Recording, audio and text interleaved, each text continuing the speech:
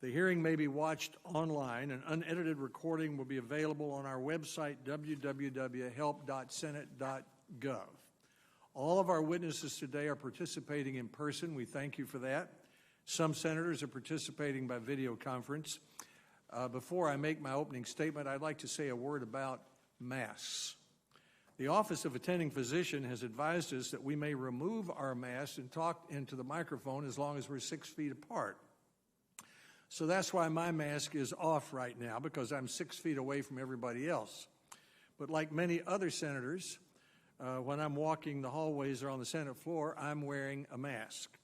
People wear masks because CDC has said, quote, simple cloth coverings slow the spread of the virus and help people who may have the virus and do not know it from transmitting it to others. Unfortunately, this simple life-saving practice has become part of the political debate that says this: if you're for Trump, you don't wear a mask. If you're against Trump, you do. That's why I've suggested that the president occasionally wear a mask, even though in most cases it's not necessary for him to do so. The president has plenty of admirers. They would follow his lead. It would help end this political debate. The stakes are too high for this political debate about pro-Trump, anti-Trump masks to continue.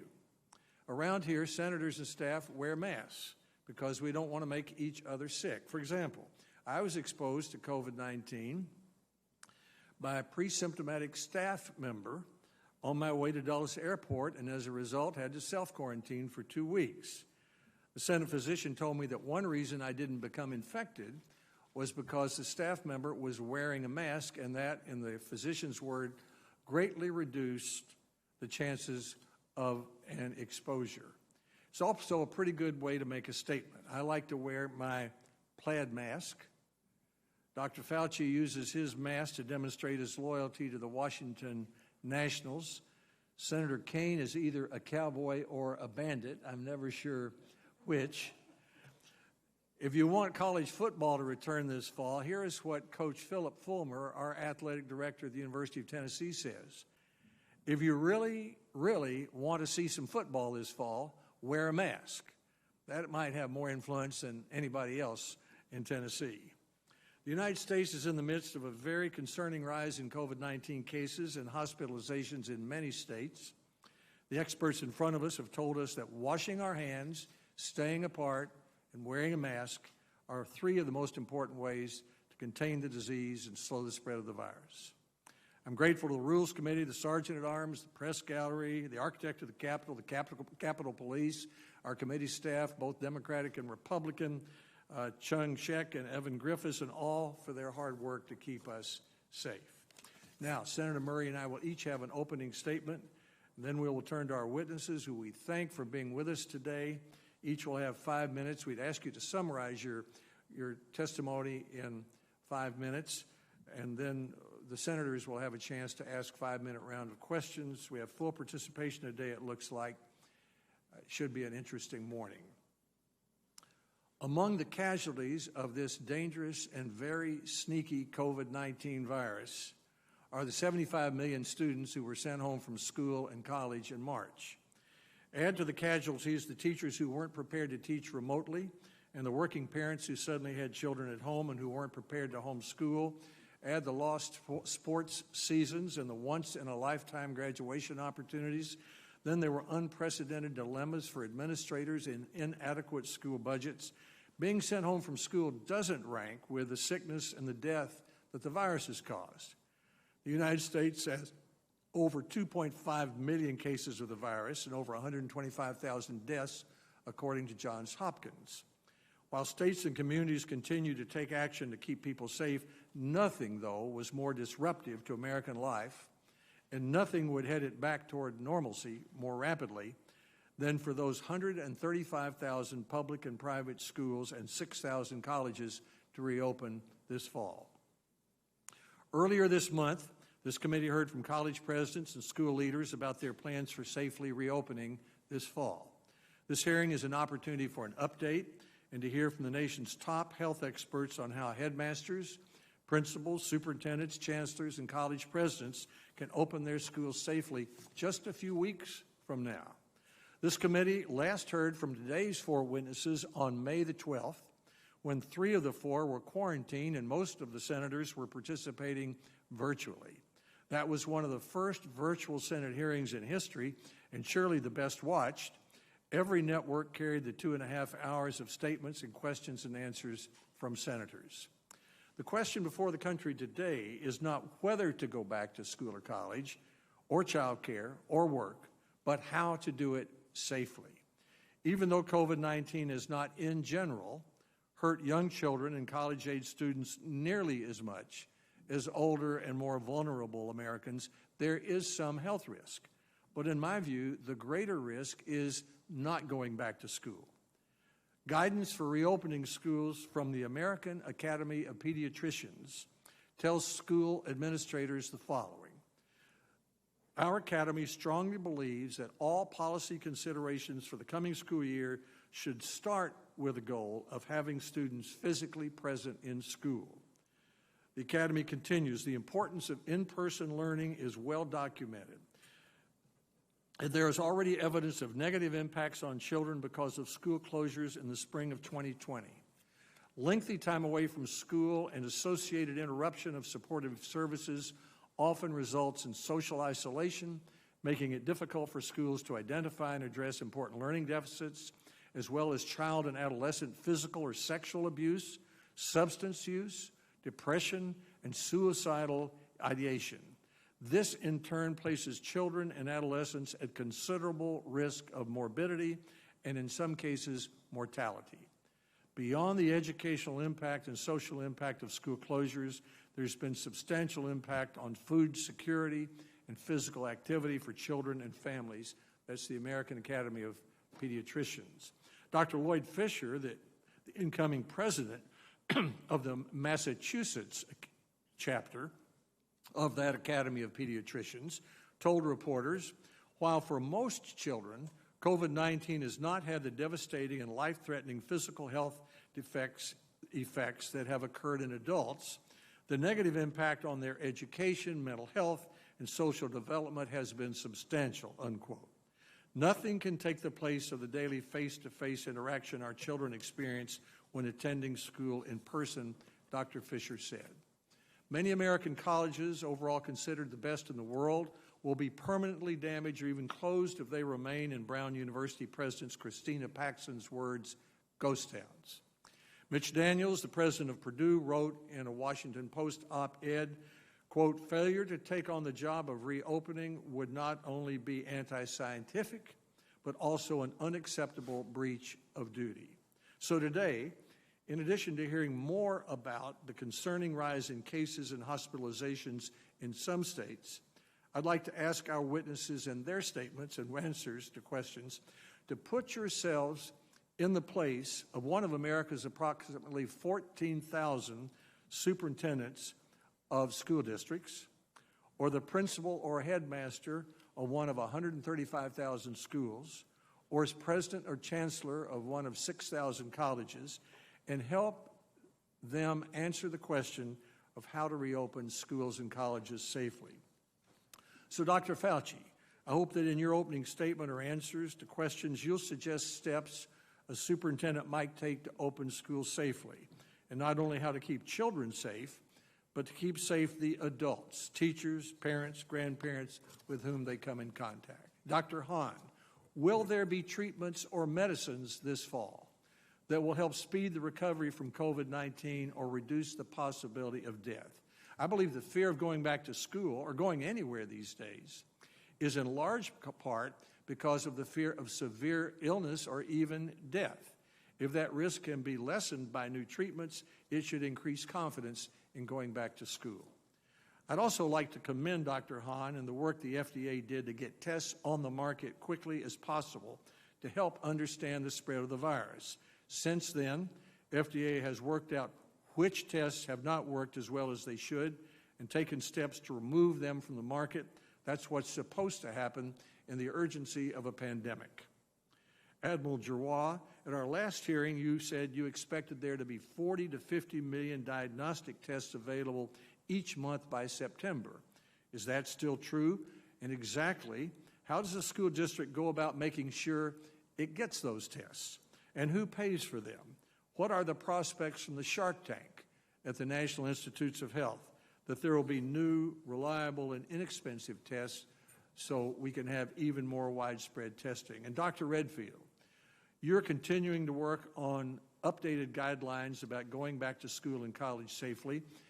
And are CDC employees going to be available in our states to help work with school districts to develop their plans? And what advice do you have about the arrival of the flu season this fall at the same time as COVID-19? This is a lot to discuss, but there will be time during the next 2.5 hours to answer most of those questions. Let me quickly highlight 3 areas that have come up in our 4 earlier hearings this month that I think need clarification. First, on contact tracing. No doubt contact tracing is crucially important. It identifies the people who might have been exposed so that they don't in turn expose someone else. According to an NPR report on June 18, states have already hired at least 37,000 contact tracers. State officials and Johns Hopkins Center for Health Security issued a report estimating the need for as many as 100,000 contact tracers. Several reports suggested Congress appropriate money to pay for those tracers. The reality is Congress already has. On April 24th, Congress appropriated $11 billion, which has been sent to states and tribes for the expenses of testing. That legislation explicitly said the money could be used for contact tracing.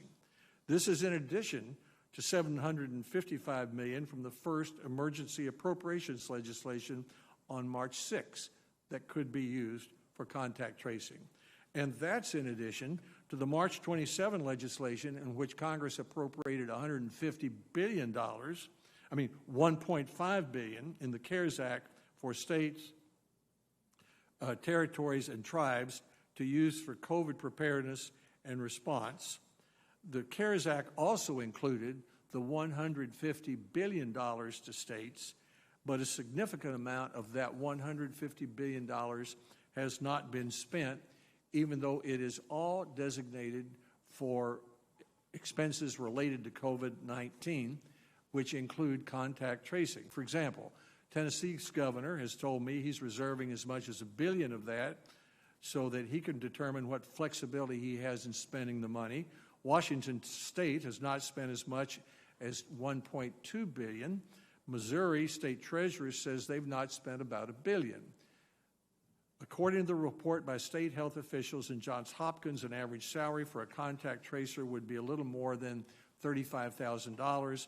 This adds up to about $3.5 billion for 100,000 contact tracers. So the point is, Congress has already sent to states plenty of money to hire all the contact tracers that are needed. Second, who pays for the testing? In the CARES Act, Congress voted to make all COVID-19 tests available to patients at no cost. This meant insurers would cover diagnostic tests, which detect whether a person is currently infected with the virus, and also antibody tests, which indicate whether a person has had COVID-19 in the past and now may have some protection in the future. Guidance from the Labor Department, Treasury Department, and Centers for Medicare and Medicaid Services said last week that insurers are only required to pay for tests without patient cost sharing if a doctor orders it. I agree with that. But given that the CDC specifically recommends doctors' orders tests in 2 situations, when a person has signs or symptoms of COVID-19 or recently had contact with someone known or suspected to have COVID-19, who pays for the testing at other times. I believe Congress will need to take action to further clarify who pays for the testing at other times. For example, a school may want to do random testing. Perhaps it should make an arrangement with the state to pay for that. Or perhaps Congress needs to provide more money to pay for that. If an automaker wants to test all of its employees at the plant every 2 weeks, perhaps the automaker should pay for that. Or perhaps the state would want to pay for that. That needs to be clarified. Finally, flu shots. CDC has said more people need to get flu shots this fall so healthcare workers can better distinguish between COVID-19 and the flu. CDC says a priority is for all children over the age of 6 months to be vaccinated for the flu so they don't become sick and pass it to more vulnerable populations who could have more severe consequences. On January 24th, Senator Murray and I hosted our first bipartisan briefing on coronavirus at a time when there were only 4 cases in the United States. Since then, this committee has had 4 more briefings. Today is our 8th hearing on coronavirus and U.S. preparedness. Last week's hearing was about steps to take this year while our eye is on the ball to better prepare for the next pandemic. I've issued a white paper outlining 5 recommendations for Congress to prepare Americans for the next pandemic. And that paper has received more than 350 substantive comments that are available to all members of the committee. After all senators have had a chance to ask their questions, I will conclude the hearing by asking our witnesses if they have 2 or 3 suggestions about steps Congress should take this year to deal with the next pandemic, most of which will also help with this one. But this hearing is about what happens now as administrators prepare to reopen schools and colleges. Experts underestimated this dangerous and sneaky virus, and there is still much we don't know about it. But we do know the basic steps to take to reopen schools and colleges in 2020 before there is a vaccine, and those are these: social distance, wear a mask, wash your hands, test, contact trace, and isolate those exposed or sick. And hopefully by the fall, there will be treatments to make the consequences of the disease less severe.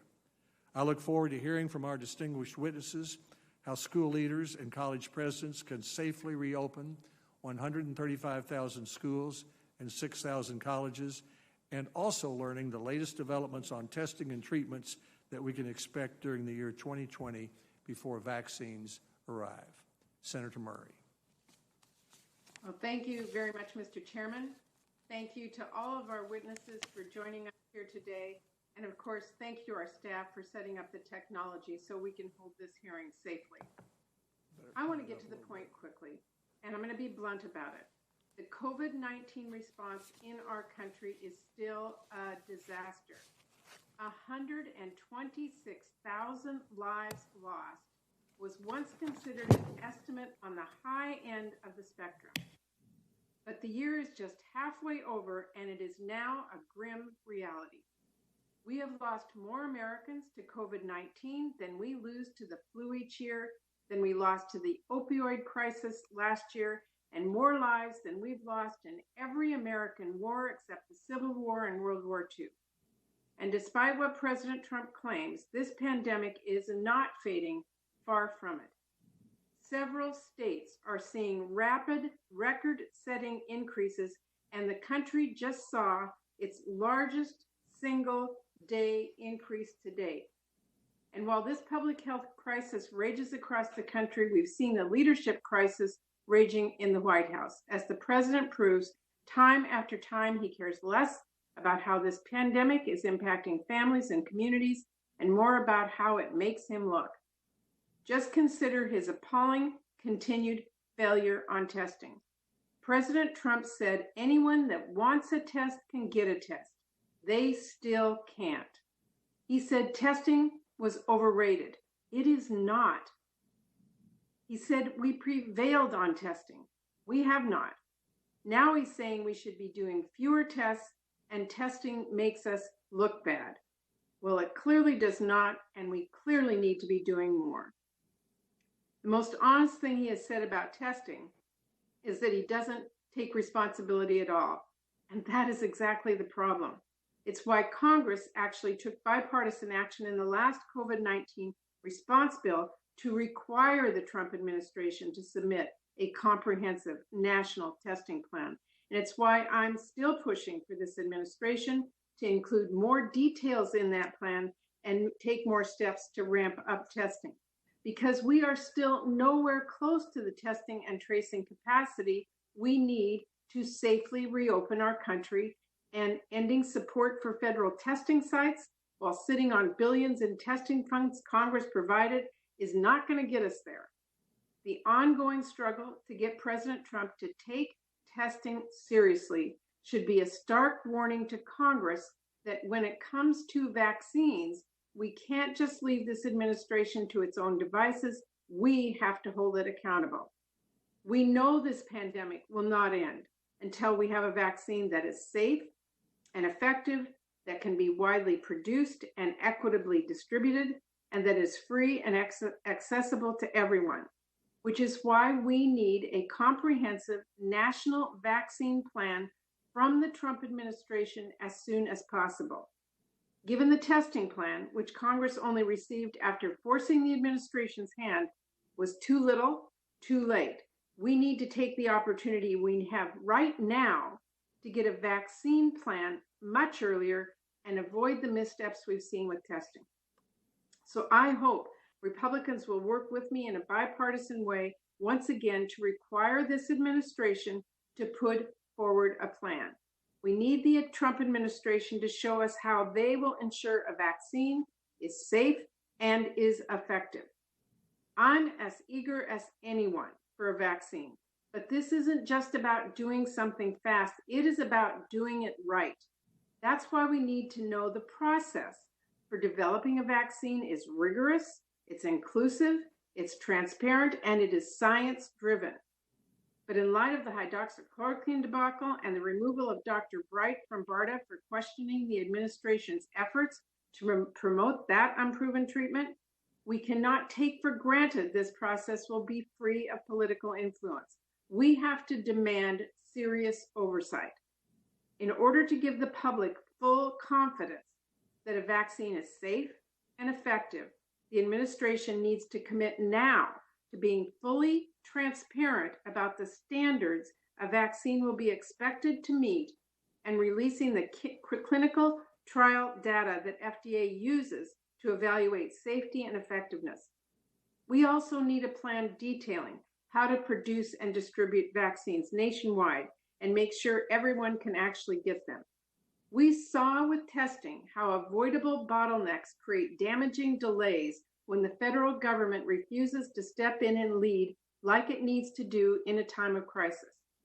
And unfortunately, we saw how existing health disparities are exacerbated without a plan to overcome them, as even the incomplete data we currently have shows Black, Latino, and tribal communities have significantly less access to testing than white communities. This is an injustice that we must not repeat when it comes to vaccines. We also need a plan to guarantee vaccines are free so that cost is not a barrier for patients. And it's worth noting we still need to act to make COVID-19 treatment available at no cost too. And the plan must address barriers like vaccine hesitancy and misinformation, especially when one of the most prominent sources of misinformation so far has been the President of the United States. While the discovery of an eventual vaccine may still be far off, these are issues we need the administration to answer now. So I hope Republicans will work with me to require the administration to submit a comprehensive vaccine plan and address many of the other urgent issues stemming from this pandemic. Our businesses, our workers, teachers, students, and families do not have what they need to safely return to work or school, period. Our medical system, doctors, nurses, frontline workers continue to face unimaginable risk, stress, and fatigue. They need Congress to step up to help them continue to save lives. And families need us to continue to ensure they have basic services and can keep food on their tables. The House passed the HEROES Act 46 days ago to get more relief to frontline workers, to families, and businesses. It is well past time for Leader McConnell and Senate Republicans to sit down with fellow Democrats and get to work. There's no question our country is still in crisis. And every day the Senate fails to take action is a day we allow it to get worse. I also hope, Mr. Chairman, that we will be able to have another hearing on this crisis soon with administration officials whose testimony is long overdue: Secretary Azar, Secretary DeVos, and Secretary Scalia. Thank you, Mr. Chairman. I look forward to our witnesses today testimony and the questions that we have for them. Thank you, Senator Murray.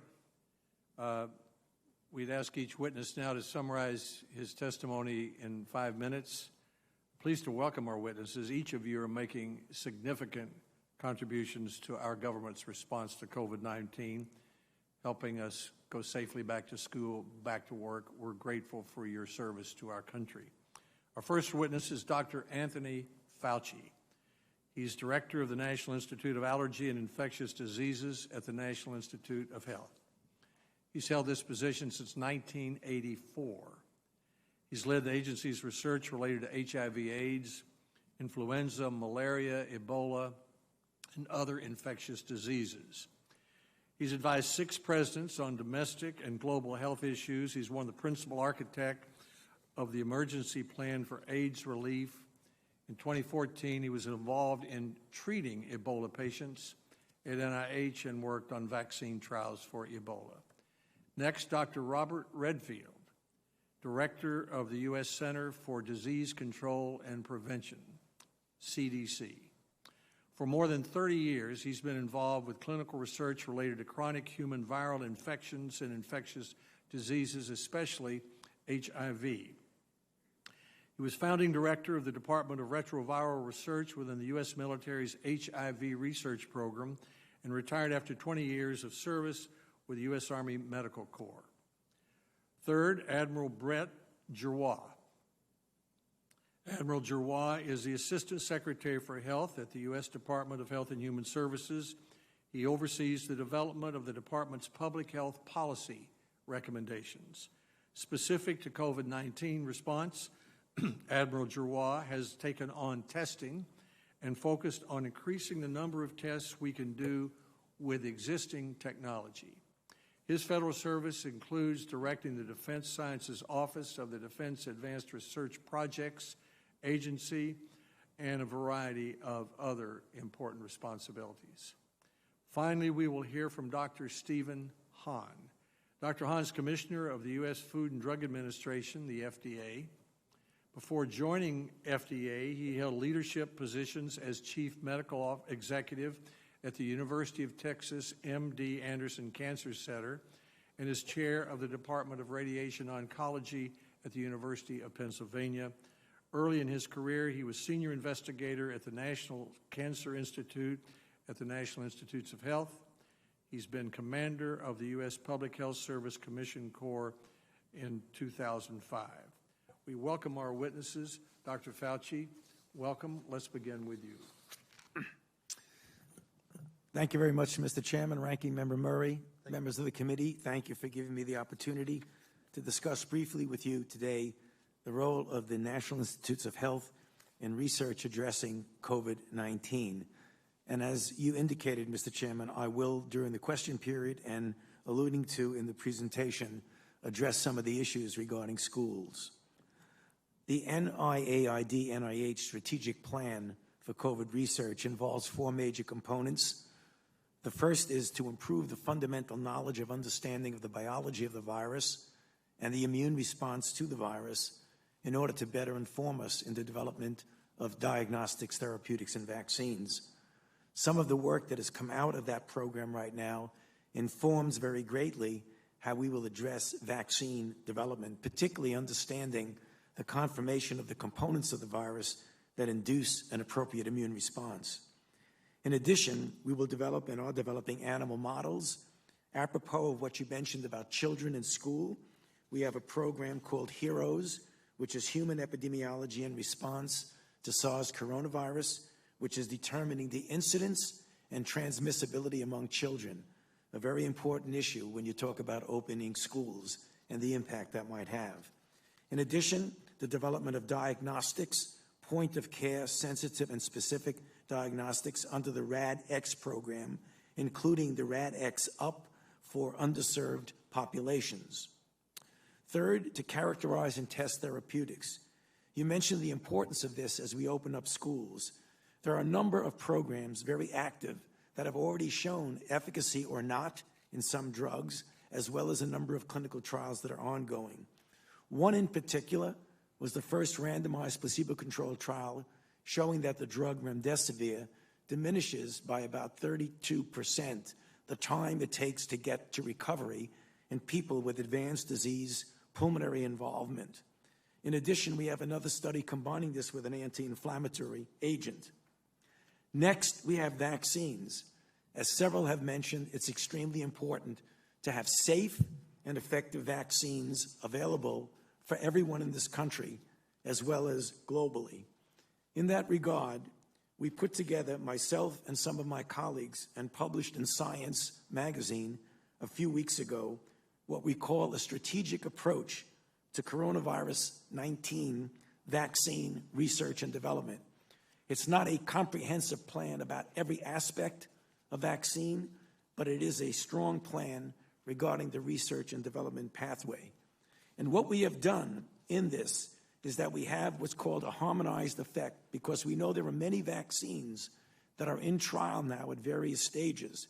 And what we did, and the federal government, thanks to the generosity of the Congress, has put a considerable amount of money in order to harmonize the trials of multiple candidates from different companies, so that we have common endpoints, common data and safety monitoring board, and common immunological parameters that are being funded and are being pursued. In addition, there are a number of different platforms that are being pursued so that we don't have all our eggs in one basket.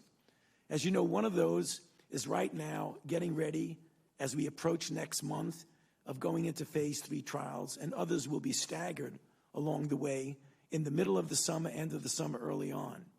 There is no guarantee, and anyone who's been involved in vaccinology will tell you, that we will have a safe and effective vaccine. But we are cautiously optimistic, looking at animal data and the early preliminary data, that we will at least know the extent of efficacy sometime in the winter and early part of next year. Again, working with the companies and the investment made by this Congress, hopefully there will be doses available by the beginning of next year. These are the things that we feel aspirationally hopeful about, and we will continue to pursue this. I'll stop there, Mr. Chairman, and be happy to answer questions later. Thank you. Thank you, Dr. Fauci. Dr. Redfield, welcome. Good morning, Chairman Alexander, Ranking Member Murray, and distinguished members of the committee. I want to thank you for the opportunity to testify before you today with my HHS colleagues. The COVID-19 pandemic is the most significant global public health challenge that we have faced as a nation in more than a century. In the United States, daily cases are increasing after an extended decline. We're seeing significant increases in the southeast and southwest regions of this nation. The number of jurisdictions in upward trajectory has continued to increase. Now 29 of 55 jurisdictions fall into this category. The evidence tells us that these cases are driven by many factors, to include increased testing, community transmission, and outbreaks in the settings such as nursing homes and occupational settings.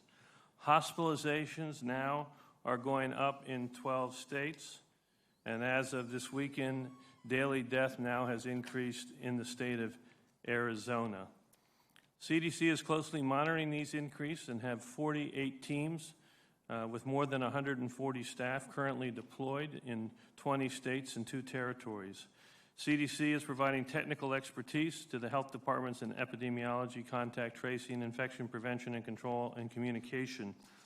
Beyond providing this critical boots on the ground, CDC is working with your states and community in other ways. CDC is speaking with the states, tribal, local, and territorial health departments on a daily basis to develop strategies to stop COVID while reopening businesses and schools. The initial guidance for institutes of higher learning was shared in March, and the K-12 setting was shared in February. Both these guidances have been updated since and over the past several months. As more information becomes available, we'll continue to disseminate that more broadly. CDC released consolidated recommendations for COVID testing, including interim testing guidelines for nursing homes, as well as testing options for high-density critical infrastructure workplaces after a COVID case is identified.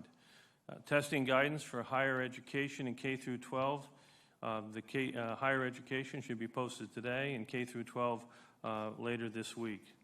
These recommendations are consistent with previously published testing guidelines and are meant to supplement, not replace, the guidance of local jurisdictions.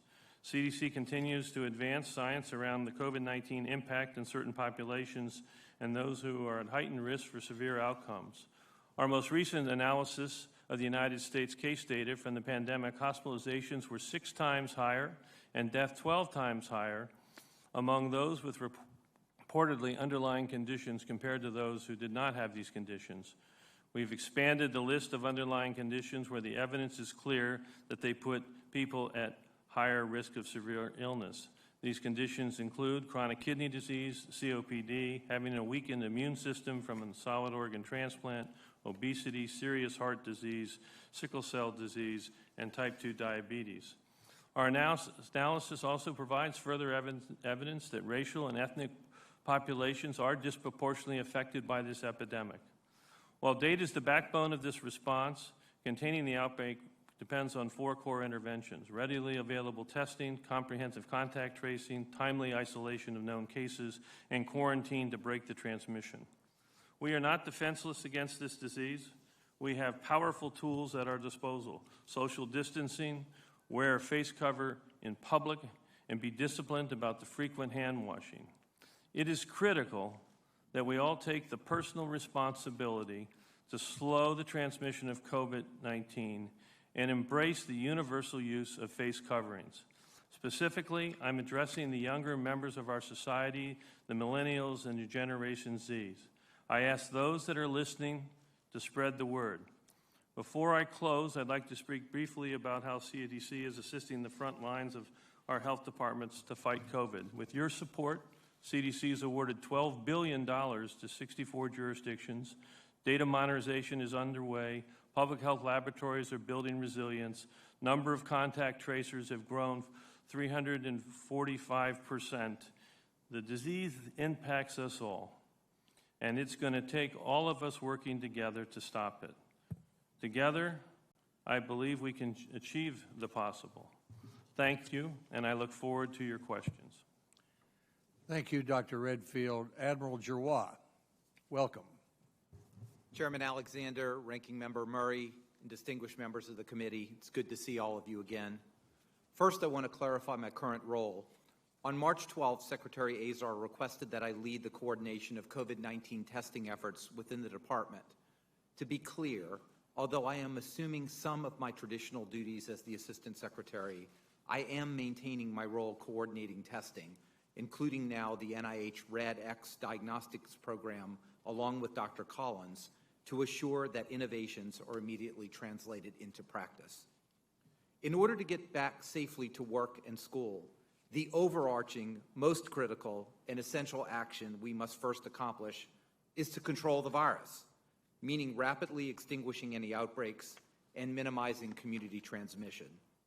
All of us are concerned about recent data from several states indicating rising infections and now an uptick in hospitalizations and deaths, even as other states and the majority of counties are maintaining a low infection burden.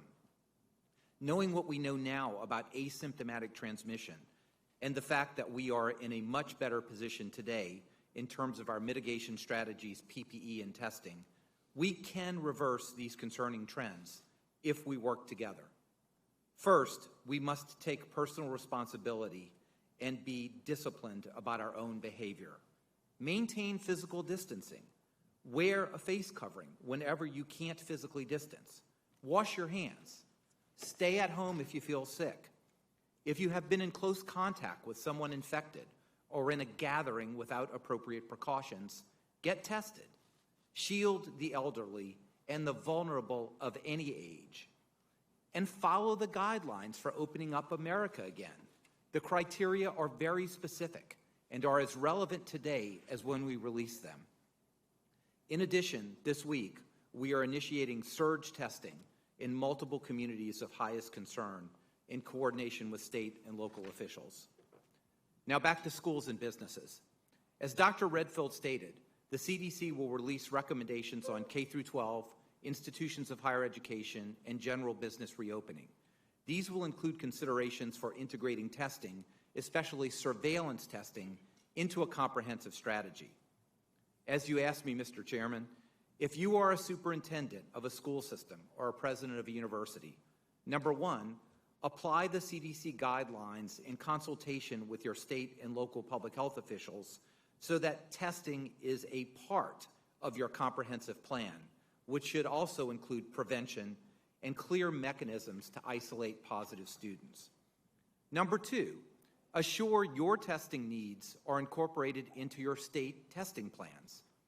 As we outlined in the National Testing Strategy, each state has developed and will continue to build upon a customized state testing plan developed in full coordination with the federal government. The next iteration, covering July to December, is due on July 10th. These state plans drive the allocation of certain scarce resources. For example, in May and June, the federal government has distributed nearly 26 million collection swabs and over 19 million tubes of transport media. HHS also prioritizes allocation of certain key laboratory tests, like point-of-care tests, according to state-specific needs. There are also strategies particularly relevant to surveillance testing, especially in universities and businesses.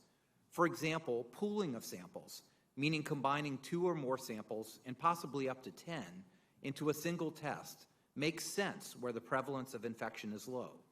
And such pooled surveillance testing can be conducted in a university research lab outside of a CLIA environment. But if a pooled sample is positive for COVID, every individual in that pool would need to be tested through a health system. I would like to close by recognizing my fellow officers in the United States Public Health Service Commission Corps, the uniformed service that I lead. 4,536 officers have deployed to support the pandemic response, exemplifying the care and compassion that all of us feel for those who have suffered during this pandemic. I thank each and every one of these officers and their families, and on their behalf, sincerely thank all of you in Congress for supporting our training needs and establishment of a Ready Reserve Corps to supplement our ranks during inevitable future national emergencies. Thank you for the opportunity to provide these remarks. Thank you. Thank you, Admiral Giroir. Welcome, Dr. Hahn. Thank you, Chairman Alexander, Ranking Member Murray, and members of the HELP Committee. I appreciate very much the support that you all have provided for our efforts during this time of COVID-19. FDA has a vital role in the federal government's response to the pandemic. One of our core missions is to advance the public health by helping to speed medical products that are safe and effective. We have provided appropriate regulatory flexibilities to assure that the American public has access to critical medical products and safe food, and confidence that our decisions are based on medicine and science. Since the public health emergency was declared, FDA has issued more than 100 emergency use authorizations for diagnostic tests, personal protective equipment, ventilators, other devices, and drug products. And we have issued more than 50 guidance documents to ensure the continuity of health care in the food supply. I am pleased to announce that today, FDA is taking action to aid the timely development of a safe and effective vaccine to prevent COVID-19 by providing guidance for developers with recommendations on the data needed to facilitate manufacturing, clinical development, and approval. We recognize the urgent need to develop a safe and effective vaccine to prevent COVID-19, and we want to work collaboratively with industry, researchers, and other partners to accelerate these efforts. While the FDA is committed to help expedite this work, we will not cut corners in our decision-making, and we are making clear in our guidance what are the data that we need that should be submitted to meet our regulatory standards of approval. This is particularly as important as we know that some people are skeptical of vaccine development efforts. The FDA strongly encourages the inclusion of diverse populations in all phases of clinical development, including populations most affected by COVID-19, and specifically racial and ethnic minorities, as well as adequate representation in late-phase trials of elderly individuals and those with medical comorbidities. We also have information in this guidance about including women who are pregnant, as well as for pediatric assessments of safety and effectiveness. The American people should know that we have not lost sight of our responsibility to maintain our regulatory independence and ensure that our decisions related to all medical products, including COVID-19 vaccines, are based on sound science and the available data. This is a commitment the American public can have confidence in and that I will continue to uphold personally. While vaccine research is ongoing, rapid testing and therapeutic development can aid in the safe return to school, college, and the workplace. FDA is constantly evaluating new data we receive on testing so that we can promote the development of new and better tests and remove tests that are not reliable from the market. And we have put into place an initiative to accelerate the development of treatments called the Coronavirus Treatment Acceleration Program, or CTAP. We've seen some of the consequences of that program, such as the authorization of remdesivir and the recent information regarding other therapeutics that might be of benefit to patients with COVID-19. We are working day and night to provide guidance to and review proposals from companies, scientists, and researchers who are developing therapies for COVID-19. We are now preparing for the next phase of addressing this evolving crisis. It is mission critical that the agency constantly evaluate whether our processes are maximal to promote and protect the public health. And therefore, we are beginning a comprehensive real-time review and assessment of our actions to date to address the COVID-19 pandemic, and I'm glad to answer questions about that review. I want to thank the more than 17,000 FDA employees who have been working night and day to help expedite medical products, but also to provide the necessary oversight with the appropriate science and data. We know that the virus remains with us. FDA is committed to doing the critical work that will get the country to the point at which Americans judge it safe to return to work and school as quickly as possible. I am incredibly proud of the dedicated women and men of the FDA whose commitment to defeating this pandemic has been unwavering. I can assure you the FDA will continue to provide leadership, expertise, guidance, and information as we continue to address this unprecedented challenge and fulfill our mission to protect and promote public health. Thank you, and appreciate and look forward to your questions. Thank you, Dr. Hahn, and thanks to each of our witnesses. We'll now begin a round of 5-minute questions.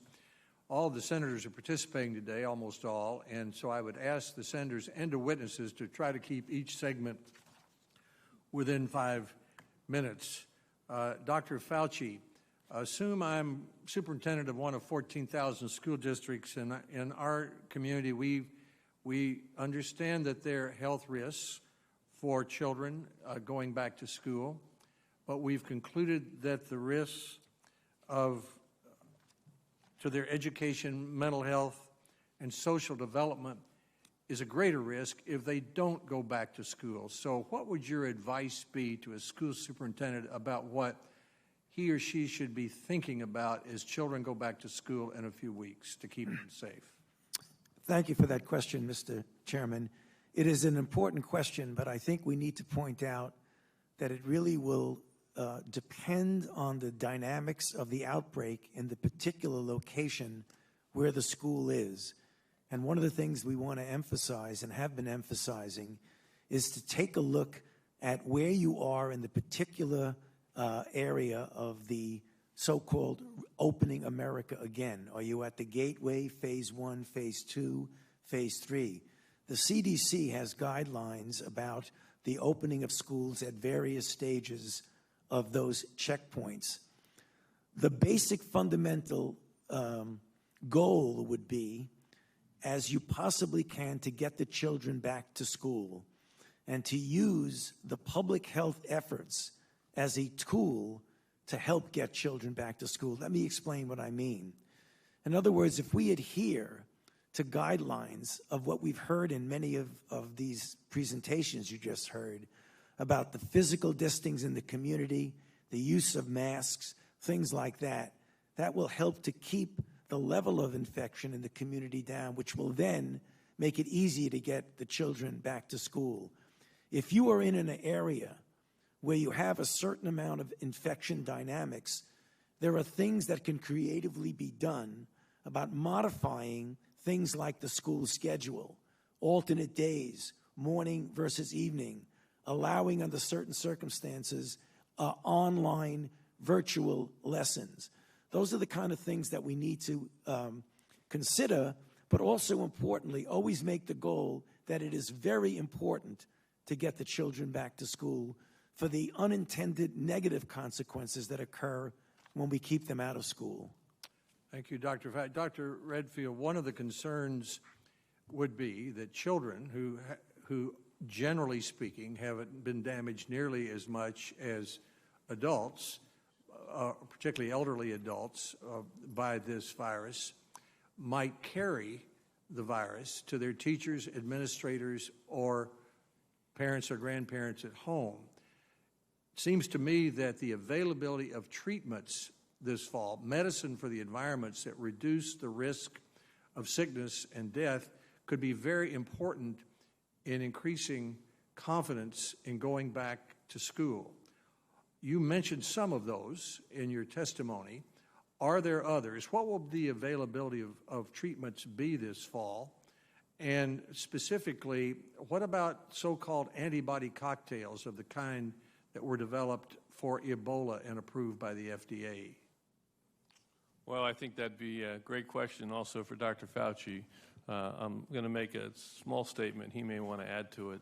Clearly, we do have remdesivir, as he mentioned. We have now evidence that steroids can improve therapy, and as you mentioned, we have convalescent plasma that Steve Hahn could comment on. That's using the antibodies from individuals that have gotten better from COVID that are currently under evaluation and potentially be available. Since I have just a minute, Dr. Redfield, let me go to Dr. Hahn and let him answer that question too. Thank you. As I mentioned, remdesivir has been authorized based on its reduction in hospitalization days. The steroids were mentioned. Convalescent plasma, we have evaluated the safety through a large expanded access program at the Mayo Clinic, and it's been found to be safe in over 20,000 patients who administered it. We are waiting for the safety data, and we will be passing those data along to BARDA, who's the sponsor of that program. I think that antibody data will help us in terms of the development of monoclonal antibodies.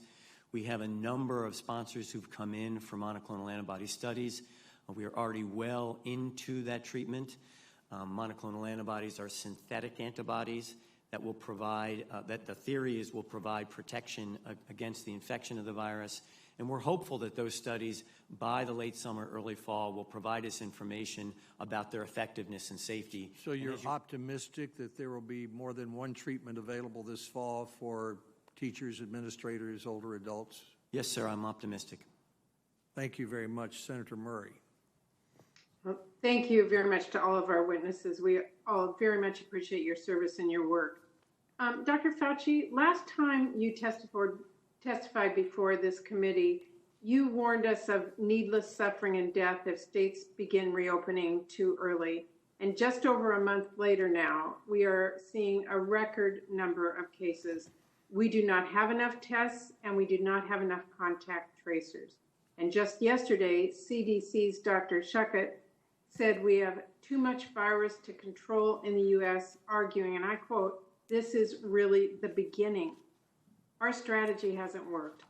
I wanted to ask you, what do the federal government and the more than 30 states with rising case numbers need to do to reverse this trend? Thank you very much for that question, Senator Murray. I am also quite concerned about what we are seeing evolve right now in several of the states. As you know, in 4 of the states, in Florida, Texas, California, and Arizona, more than 50% of the new infections are in those areas where we're seeing surges. The things we need to do, I think you alluded to in your question to me, we've got to make sure that when states start to try and open again, they need to follow the guidelines that have been very carefully laid out with regard to checkpoints. What we've seen in several states are different iterations of that, perhaps maybe in some going too quickly and skipping over some of the checkpoints. But even in states in which the leadership, in the form of the governors and the mayors, did it right with the right recommendations, what we saw visually in clips and in photographs of individuals in the community doing an all or none phenomenon. which is dangerous. And by all or none, I mean either be locked down or open up in a way where you see people at bars not wearing masks, not avoiding crowds, not paying attention to physical distancing. I think we need to emphasize the responsibility that we have both as individuals and as part of a societal effort to end the epidemic, that we all have to play a part in that.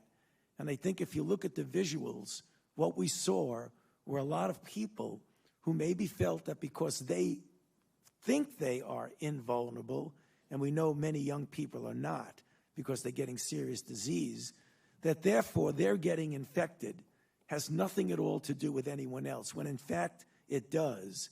Because if a person gets infected, they may not be symptomatic, but they could pass it to someone else, who passes it to someone else, who then makes someone's grandmother, grandfather, sick uncle, or a leukemic child on chemotherapy get sick and die. We've got to get that message out that we are all in this together. And if we are going to contain this, we've got to contain it together. Well, I assume that would mean that elected and community leaders need to model good public health behavior and wear a mask. We recommend masks for everyone on the outside. Anyone who comes into contact in a crowded area, you should avoid crowds where possible. And when you're outside and not have the capability of maintaining distance, you should wear a mask at all times. Thank you. Dr. Redfield, last week, Dr. Julie Gerberding, who served as the CDC Director under President George W. Bush, testified to our committee that if she were in charge, one of her top priorities would be the creation of a national vaccine plan that addresses the science, development, allocation, uptake, and monitoring of a vaccine, saying, quote, "We know this is in our future and we are not ready for it." I couldn't agree more. And that plan has to detail how the federal government will scale up manufacturing, coordinate the supply chain so we avoid the missteps we saw with testing. It needs to combat misinformation and vaccine hesitancy and make sure that vaccine distribution addresses health disparities and a lot more. Dr. Redfield, do you agree a plan like that is needed? Senator, I think it's very important that we have an integrated plan for this vaccine. When can we expect to see one? Well, I'm going to ask Dr. Hahn if he'd like to comment. I know recently they had a vaccine plan for, at least for the FDA's perspective. CDC is working on the issues that you said that I think are so important in building vaccine confidence in this country. Can you tell me the CDC will be giving us their plan since CDC would be writing the comprehensive plan? We're developing a plan as we speak, and again, to keep building on the efforts that we have to rebuild what I call vaccine confidence in this country, which is really critical. And then on top of that, there'll be a very defined plan for distribution of this vaccine, prioritization of this vaccine, monitoring for safety of this vaccine. A couple weeks, a couple months, the end of the year. Do you have any estimate on when we'll see that plan? Well, it's currently in development within the group. And I'd anticipate that we'll see that plan in the near weeks ahead, Senator. Weeks, not days, months? In the weeks ahead. It's a collective effort that we're doing together within the concept of Operation Warp Speed. But CDC has been working on this plan literally for probably the last 10 to 12 weeks. Well, Mr. Chairman, I would just say we need to see that plan. We need to know what it is. The American public needs to know what that is. Communities need to know what that is. So I hope that we urge that plan to be public as soon as possible so we all know what to expect. Thank you, Senator Murray. Senator Burr. Thank you, Mr. Chairman. After working on pandemic policy now for 17 years, I'm reminded this morning Tony Fauci's been doing it twice as long as I have, and most of you at the dais have been doing that as well. I urge my colleagues, pay attention to what each of these individuals say, because some things are predictable up here. Congress is a full-fledged partner and funds things when there's an urgent need, a threat that's out there. And I know, Tony, you've seen over the years when there's not that threat out there, things get shelved, like platforms that we could have developed and have better countermeasures today, platforms that then could address vaccines at a much faster pace than maybe what we're doing. But we spend more time with the blame game than we do with focuses on how the future should look. While all of us, members of Congress and people within government, wish that we could get back to normalcy, your agencies and members of Congress are also charged with making sure that we map the future so that future generations have better protections than what we have. And that's why I applaud the chairman for his white paper, and I would encourage every member of that dais to be brutally honest with us about where changes need to be made and where they don't need to be made. Dr. Redfield, I think you would agree with me that testing and surveillance on this has not been the best performance by CDC. I don't want to dwell on where we've come up short.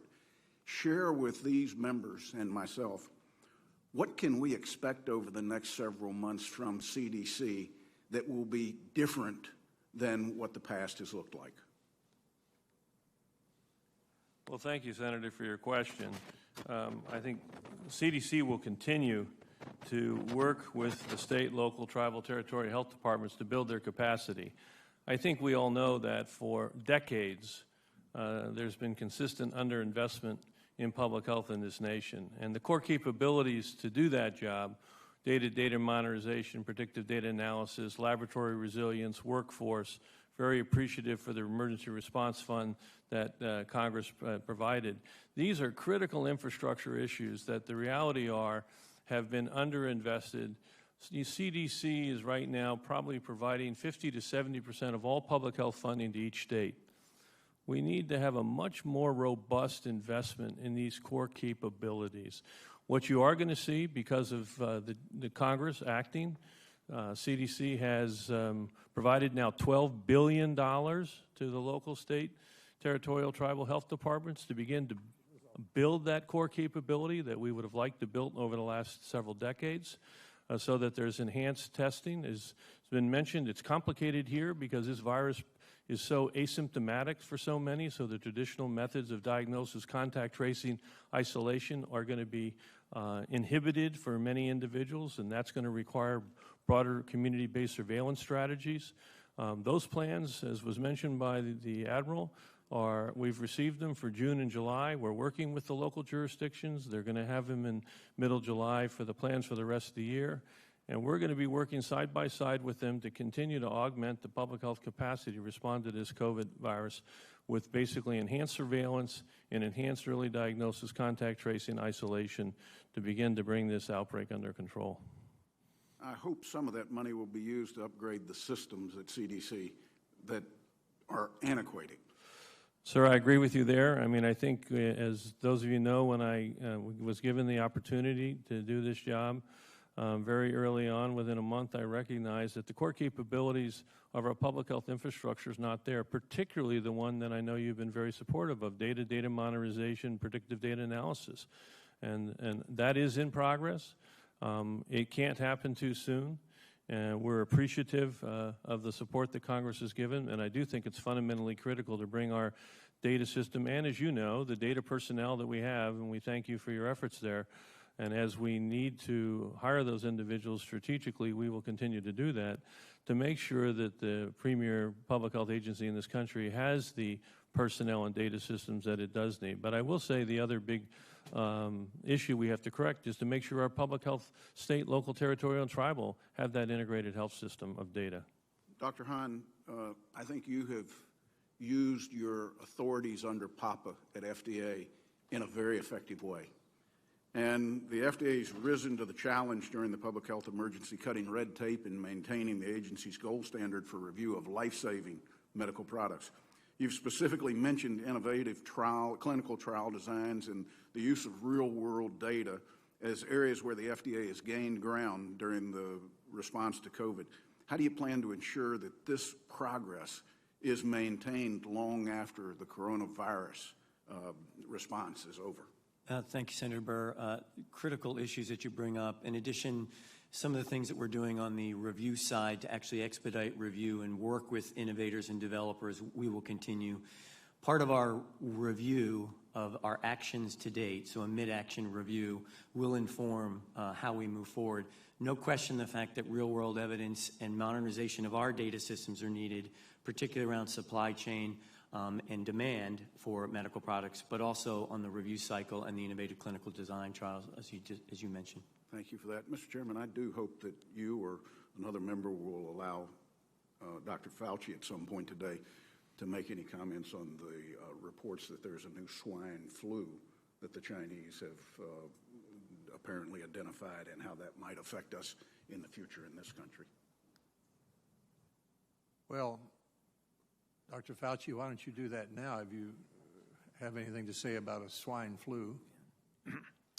The Chinese, over the last week or two, have identified a virus in the environment. It has not yet shown to be infecting humans, but it is exhibiting what we call reassortment capabilities. In other words, when you get a brand new virus that turns out to be a pandemic virus, it's either due to mutations and or the reassortment or exchanges of genes. And they're seeing virus in swine, in pigs now, that have characteristics of the 2009 H1N1, of the original 1918, which many of our flu viruses have remnants of that in it, as well as segments from other hosts like swine. When they all mix up together and they contain some of the elements that might make them susceptible to being transmitted to humans, you always have the possibility that you might have another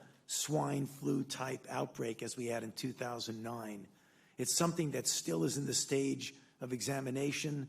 It's not so-called an immediate threat where you're seeing infections, but it's something we need to keep our eye out on, just the way we did in 2009 with the emergence of the swine flu. It's called G4 is the name of it. Thank you. Senator Sanders. Thank you very much, Mr. Chairman, and let me thank all of our panelists for being here and for the great work that they are doing on this pandemic. Let me ask a question that has just bothered me lately. All of you, and I think most Americans, understand how important social distancing is. We're told over and over again, the chairman told us at the beginning of this meeting, stay apart, at least 6 feet apart if you can. And just the other day, however, American Airlines announced that they were going to fill up all of their planes. And other airlines have done the same. So you're going to have people going from New York to California, 5-6 hours, sitting inches apart from each other. And then you got buses all over America where people are kind of packed in like sardines. My question is, why hasn't the government, whether it's the CDC or the Department of Transportation, issued guidelines prohibiting those violations of what we all know to be common sense? Who wants to, Dr. Fauci, you want to start on that one there?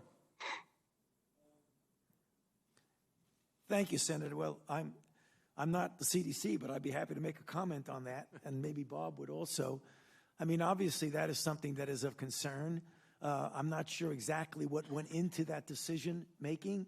I would hope there would be something to mitigate against that, because I know, as we've said, and I continue to repeat it, that avoiding crowds, staying distance, and when in a situation like that, wear a mask. I think in the confines of an airplane, that becomes even more problematic. But generally, I understand the mask thing, but doesn't it sound a little bit silly and a little bit in violation of everything you guys have been talking about? To have people sitting next to each other for 5 or 6 hours in an airplane or crowded into a bus. And my question is, why hasn't, the president issues a lot of executive orders.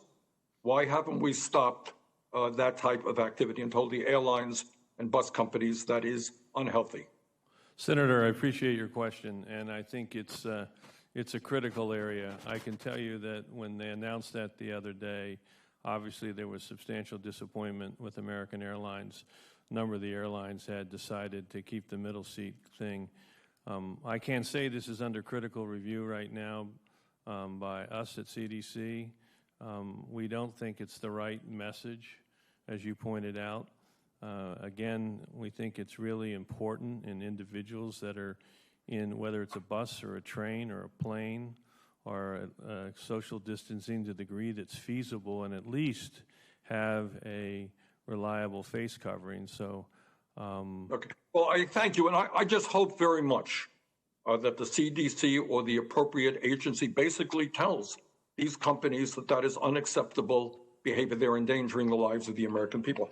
Let me go to another question. I just have a few more questions, and not a lot of time, so I'd appreciate brief answers. At the University of Washington, the Institute of Health there indicated that if 95% of the American people were to wear masks, we could save some 30,000 lives.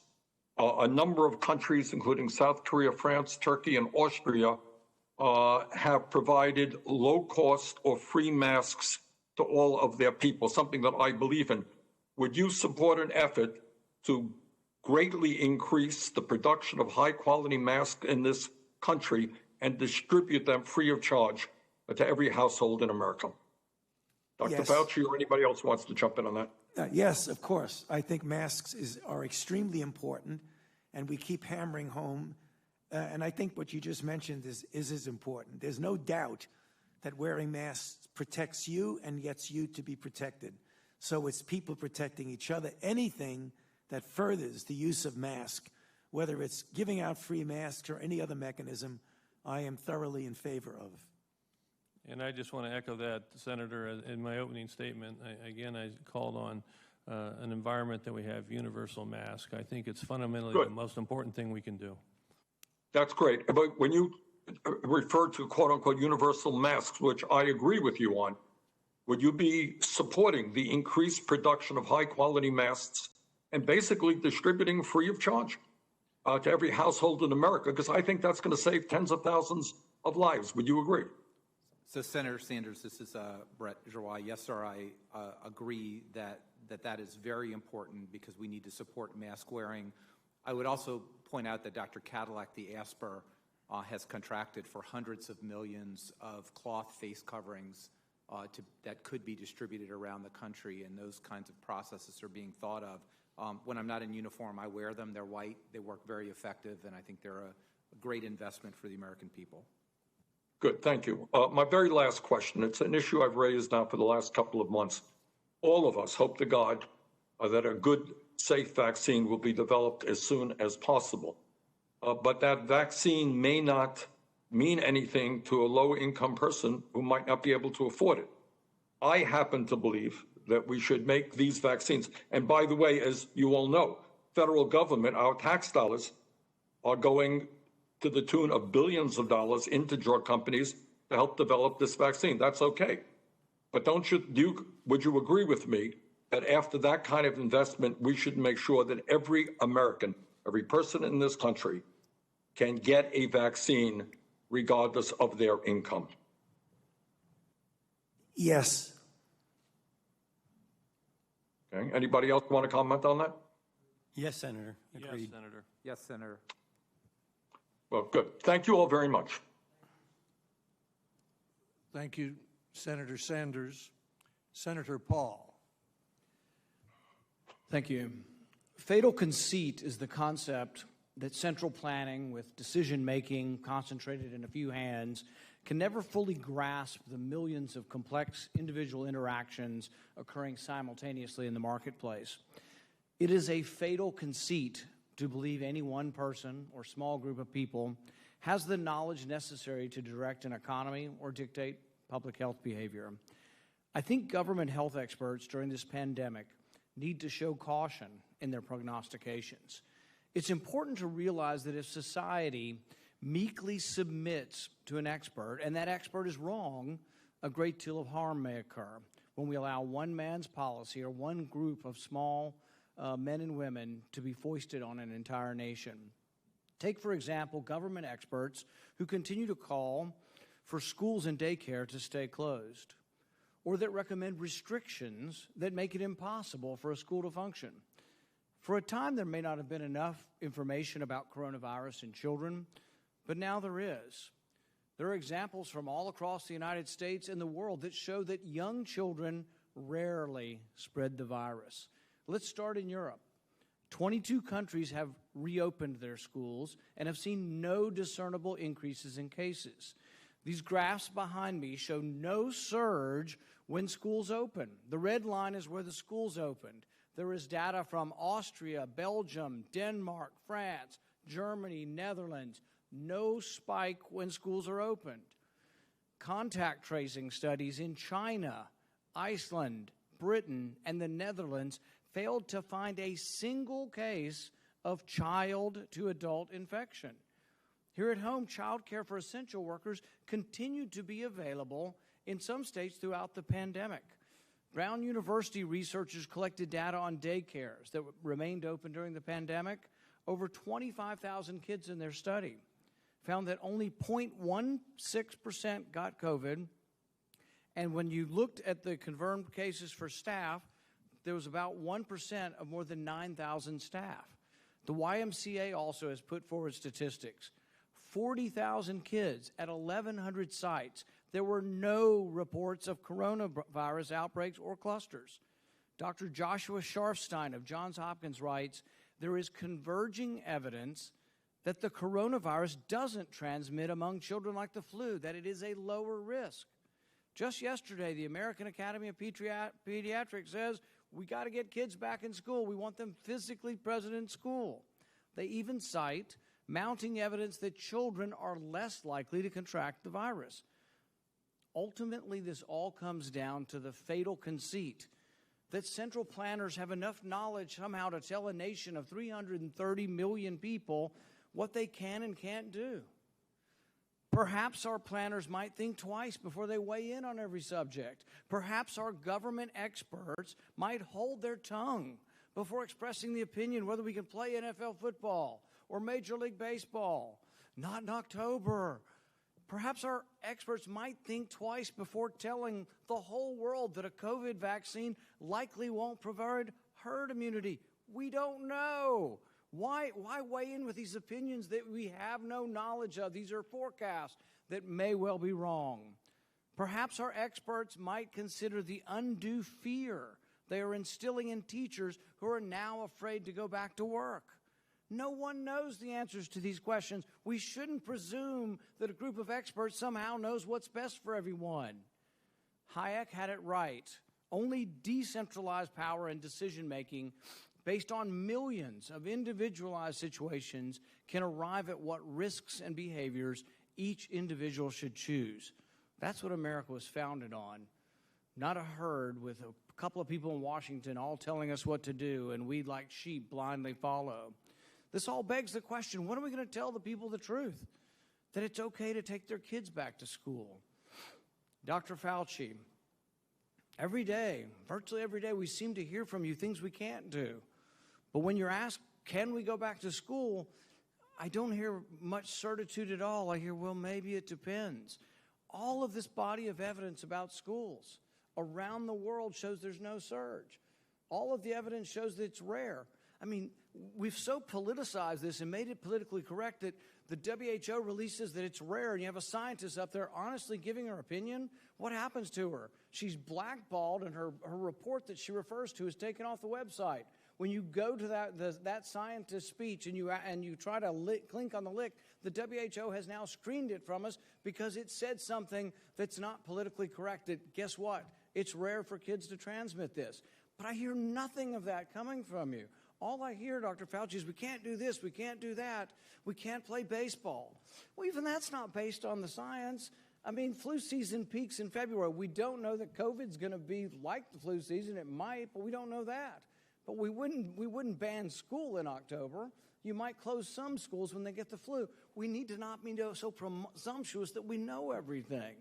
But my question to you is, can't you give us a little bit more on schools that we can get back to school, that there's a great deal of evidence, and it's actually good evidence that kids aren't transmitting this. It's rare, and that kids are staying healthy, and that, yes, we can open our schools. Mr. Chairman, do I have a little bit of time to? Well, I give you a little.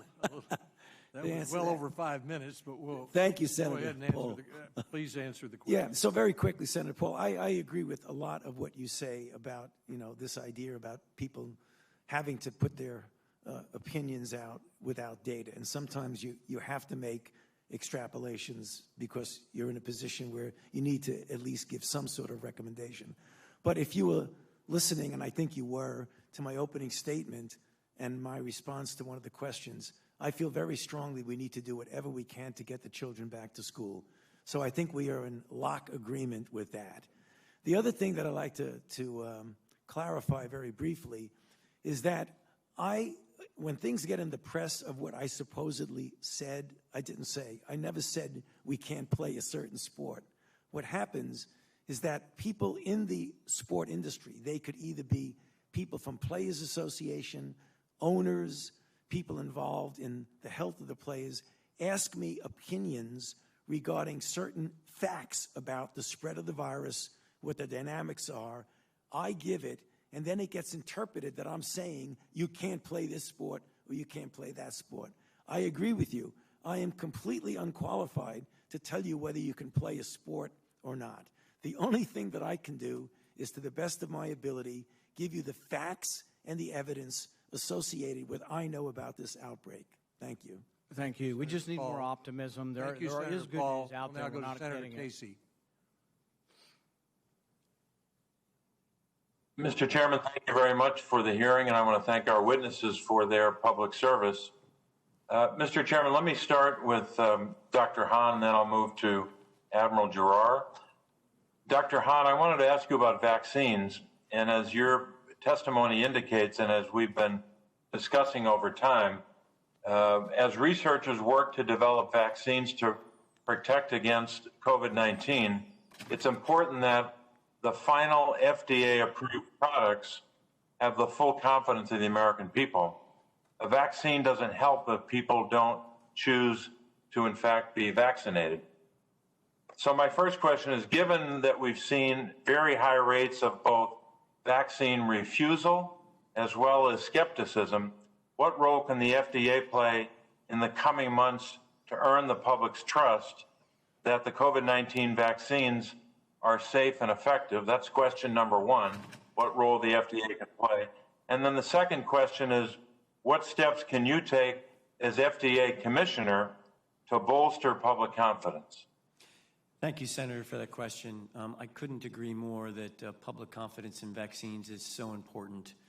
So to your first question, we have an obligation to use all of our scientific knowledge, our regulatory framework, to ensure that any vaccine that comes before us, whether for authorization or approval, meets our stringent standards for safety and effectiveness. One of the reasons that we issued that guidance that I mentioned in my opening statement was to provide regulatory clarity around what FDA expects with respect to those data. We want to see certain parts of those data so that we can demonstrate to the world, to the nation, to the American people, that we are following our rigorous standards with respect to safety and efficacy. The other thing that we've done is draw a very bright line between FDA and our regulatory independence and all the sponsors who are putting forth vaccine applications to us.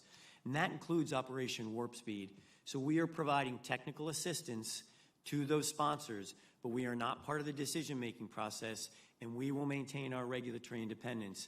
I will not prejudge, the agency will not prejudge any decision with respect to this, but we will use the science and the data. With respect to what I can do personally, Senator, I commit to you that I will continue to be a voice emphasizing the regulatory independence. We have a number of communications in progress to communicate to the American people that the standards we're going to uphold are firm, they are rooted in science and data, and that they will ensure that we meet the usual high standards of FDA with respect to safety and efficacy. Thanks very much, Doctor. I might submit a question for the record to Dr. Redfield as well, but just so I can get my second question in to the Admiral. Admiral, I want to ask you about testing and insurance coverage. Testing, as you know, and as we've emphasized in these hearings, is so fundamental in order to prevent the spread of COVID-19. Congress, I think, acted upon that knowledge by mandating full coverage of COVID-19 diagnostic and antibody testing, both in the Families First bill as well as the CARES Act. We made it clear that Americans shouldn't have to pay a dime for COVID-19 testing. but we're hearing alarming reports of people not being tested, often for one of two reasons, because they're under the impression they will have to pay for testing, and patients who have been tested are receiving surprise medical bills. The administration has issued guidance that appears to be in conflict with congressional intent and public health guidance, and so we have some confusion here. I'd ask you, Admiral, can you assure the American people that the Department of Health and Human Services will fulfill the intent of both the Families First bill and the CARES Act and ensure that the American people will be provided wide access to COVID-19 tests without cost or limitation? So thank you, Senator, and I want to thank all of you for emphasizing the importance of testing and eliminating any barriers that there could be. I can't speak for the department. I certainly speak as the Assistant Secretary and as the testing person that we firmly believe and support the concept of no-cost testing. There should not be a disincentive in any single way to get the diagnostic test that you need, to get tested during screening or the serology test as Congress intended. So thank you for that. We do need to keep getting that message out. It's a very important one to have. Thank you, Admiral. Thank you, Mr. Chairman. Thank you, Senator Casey. Senator Collins. Thank you very much, Mr. Chairman. And I want to thank all of our witnesses today for your dedication and hard work. It's really been important. The chairman raised a very important question about who pays for the testing when a person has no symptoms and no known exposure to the virus. And I would add another key question, and that is, how are such tests even accessed? These are critical questions for the reopening of schools and for the thousands of jobs in the tourism industry upon which Maine's economy depends. In Maine, for a tourist to come and visit, that out-of-state visitor, one option is to show a recent negative COVID test. The problem is that when hotel owners in Maine surveyed testing sites in 10 states, they found that 90% of requests for a test for travel purposes were denied. Now, this lack of access to tests is devastating for reopening Maine's tourism businesses. One innkeeper told me that last year, in the month of June, she had an occupancy rate of 94%. This year, it was 6%. So you can imagine the impact on employment at that inn. Given the impact on reopening schools and on jobs in the tourism and other industries, how is the federal government working with states to better match demand for testing with supply and to overcome these geographic variations? Admiral, I would direct that question to you. So thank you, ma'am. I will try to be brief and not to take much of your time, but we were very careful in our prioritization that we do prioritize persons without symptoms who are prioritized by health departments or clinicians for any reason, including public health monitoring, surveillance, or screening of other asymptomatic individuals according to state and local plans. So that is a priority, that if it is important for the state, those asymptomatic individuals can be screened. The second issue, just again to be brief, is we have worked individually with every single state to determine what their state testing needs are, how are they organizing in the context of the CDC, and we are supplying them with the supplies they need to meet that. So every week, shipments of the basic supplies go to every single state according to their state testing plans.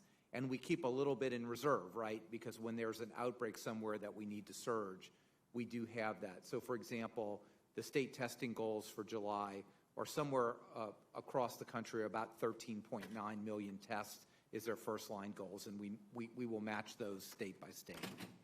I hope that you will help us get that word out to testing sites in states from which a lot of tourists usually come to Maine.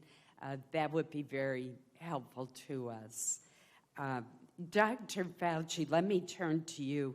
Earlier this month, higher education leaders in Maine issued a framework for safely returning to campuses this fall that recognizes the importance of testing and the need to include financially struggling institutions in partnerships in order to make sufficient testing protocols possible.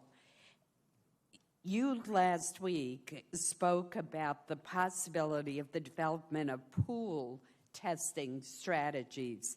And as I understand this would allow more people to be tested using fewer resources. And the medical director of Stanford's clinical virology lab suggests that this makes particular sense in areas with low rates of COVID-19, where you would expect the large majority of tests to be negative.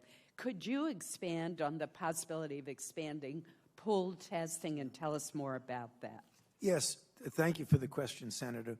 What that really is, if you want to get a feel for the penetrance of infection in a community, rather than testing each individual person, which takes resources and time, what you do, and you can do a statistical analysis of not losing sensitivity by pooling, let's say 10 or 15 or 5 together. So you put all the tests together and you do one test.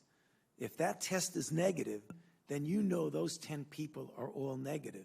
So instead of utilizing 10 tests, you've utilized one test. Then you get another batch of, we'll say, 10 or so. And if you then find one is positive, then you go backtrack and figure out who that person is. And if you do the mathematical calculation, you can save a lot of time, a lot of resources, and use the testing for a variety of other things that you would need. So it's a really good tool. It can be used in any of a number of circumstances, at the community level or even in school if you wanted to do that. So apropos of what you started your comment off with, it clearly can be extrapolated to that. Thank you so much. That sounds like an excellent technique for our schools to use. Thank you, Senator Collins. Senator Baldwin. Thank you, Mr. Chairman. I want to thank all of our witnesses today for joining us. Like so many members of this committee, I'm concerned about new outbreaks and increasing cases. Certainly, I've seen them in my home state of Wisconsin, and I know we're seeing that nationally. Now, CDC and OSHA have issued recommended safety guidance for businesses, but this guidance is not enforceable. Many businesses are truly trying to do the right thing and protecting workers and customers and the public that interacts with those businesses. And so we also had a previous discussion. I think Senator Sanders raised the issue of American Airlines filling up their planes versus others that are still not trying to push to do so because of safety concerns. We also had, I think it was Admiral Girard, hold up the what he called critical guidance. Please follow this critical guidance. So, Dr. Redfield, should we be supporting businesses that have taken the steps to protect their workers and customers by fully implementing CDC's and OSHA's recommended safety guidance? Yes or no? Yes, we should be supporting those businesses. Now, can you confirm, yes or no, that all businesses have adopted and implemented this guidance as they've opened up? I think, Senator, you know that unfortunately that's not been the case. So it's an uneven playing field, and it hurts businesses that are trying to do the right thing by voluntarily adopting CDC and OSHA safety guidelines, because their competitors don't have to incur the same safety and health costs. And if you believe that we should be supporting the good actors, then shouldn't we create a level playing field by issuing an emergency temporary standard to require all businesses to adopt and comply with enforceable safety standards? Let me make two comments, Senator. First one is so important that we've tried to say is that this is a time that everyone in our nation accept the responsibility that Dr. Fauci and I spoke about, to recognize they have the fundamental responsibility not just to protect themselves, to protect others by the social distance, face mask, and hand washing. Secondly, again, as we look at the local jurisdictions, again, to see where, in fact, that enforceability would be, whether it's in the local health department, the state health department, or the federal health department, I think, again, we see that the community can get behind that responsibility. Those businesses that support that responsibility may find, in fact, their business is better than those businesses that don't. I can tell you that if I want to interrupt you. I apologize, Dr. Redfield, but my time is limited. The panel right now is composed of people representing public health and public health institutions. OSHA is our lead federal agency for protecting worker safety and health. Have you had communication with the Department of Labor and OSHA about issuing mandatory enforceable standards rather than this voluntary guidance? Secretary Scalia is a member of the task force, and he's in the discussions with us that the Vice President chairs. That specific topic, yes? we have not had a discussion directly, but we have had discussions and review of the guidance that we've put to businesses, both critical infrastructure and non-critical infrastructure businesses, with OSHA. I have limited time left, but I do want to say that the University of Wisconsin announced that they will be reopening for classes in the fall. They've released a plan called Smart Restart. It calls for about 2,000 tests per week on campus. They'll need supplies to do this, including PPE, reagents, and swabs. At every hearing on COVID-19, we've heard about shortages of these supplies. And it's why I introduced the Medical Supply Transparency and Delivery Act to unlock the full authority of the Defense Production Act to increase production of critical supplies and the things that are needed to conduct widespread testing. Admiral Giroir, can you describe how you're working to make sure that universities and others will have access to these supplies needed to conduct this testing in the fall? So thank you so much, Senator. And I want to communicate this, and I'm happy to work with any university. We coordinate what we give to the states through the state plan. So it's very important that universities coordinate through the states, and we supply those materials directly to a single point of contact in the state who distributes them. We've been through a lot, but we have a lot of swabs now, partially because of increased domestic production using the DPA. We're distributing about 20 million swabs per month. We're going to do a lot more than that. How about reagents? So reagents we do not purchase centrally because the market is a little bit more mature, so we can trust with an allocation strategy that we support the allocation to different states depending on their needs. So we've mapped every single machine in every single state, every single county, every single city. And unfortunately, there's not enough of one thing that everybody, if they want that, can get it. So we really do a matching game to understand specific state needs. For example, in Alaska, it is very rural and there's very limitations to what they have. So we need to make sure they get what they absolutely need versus other states that can be a little bit more flexible. So we do have this control. Thank you very much. Yes. Senator Ball, I'm afraid we're I'm so sorry. well over time. We have a large number of senators who want to ask questions, so I would renew my Thank you, Mr. Chair. request that senators and witnesses try to keep the questions and answers within 5 minutes. Senator Cassidy. Hey, thank you, gentlemen, for all that you're doing. I have a couple slides. Can I ask the staff to show the first two slides? So here it shows that we're doing poorly relative to the countries that are doing it best. And you can argue that Taiwan is much smaller than we, but Taipei is a very congested city. So if you consider our cities just a collection of Taipei's, for example, then our Seoul, South Korea's, it would suggest that what we are currently doing is less robust and less, whatever adjective you want to use, than the countries that are doing it best. Could I have the next slide, please? And so this is developed out of a group by Harvard, and just so I can put a plug in it, they will be speaking in a roundtable we have Thursday morning, and you can get details from my office if you wish. But kind of that interplay between collecting, doing the testing, tracing those, compiling your data, knowing where your hotspots are, and then tracing. And everyone on this panel knows this is how it's done. And you mentioned that you're going to have a strategy that's coming out later on. It does beg the question, why has it been so long? And I'm not accusing, I'm just curious. But this has been developed. You can take the slide down, please. So knowing that you're going to develop this strategy and kind of build upon what Senator Burr mentioned, what is the goal of the strategy? Is the goal of the strategy to achieve suppression? That's number one. And number two, what metrics will you use?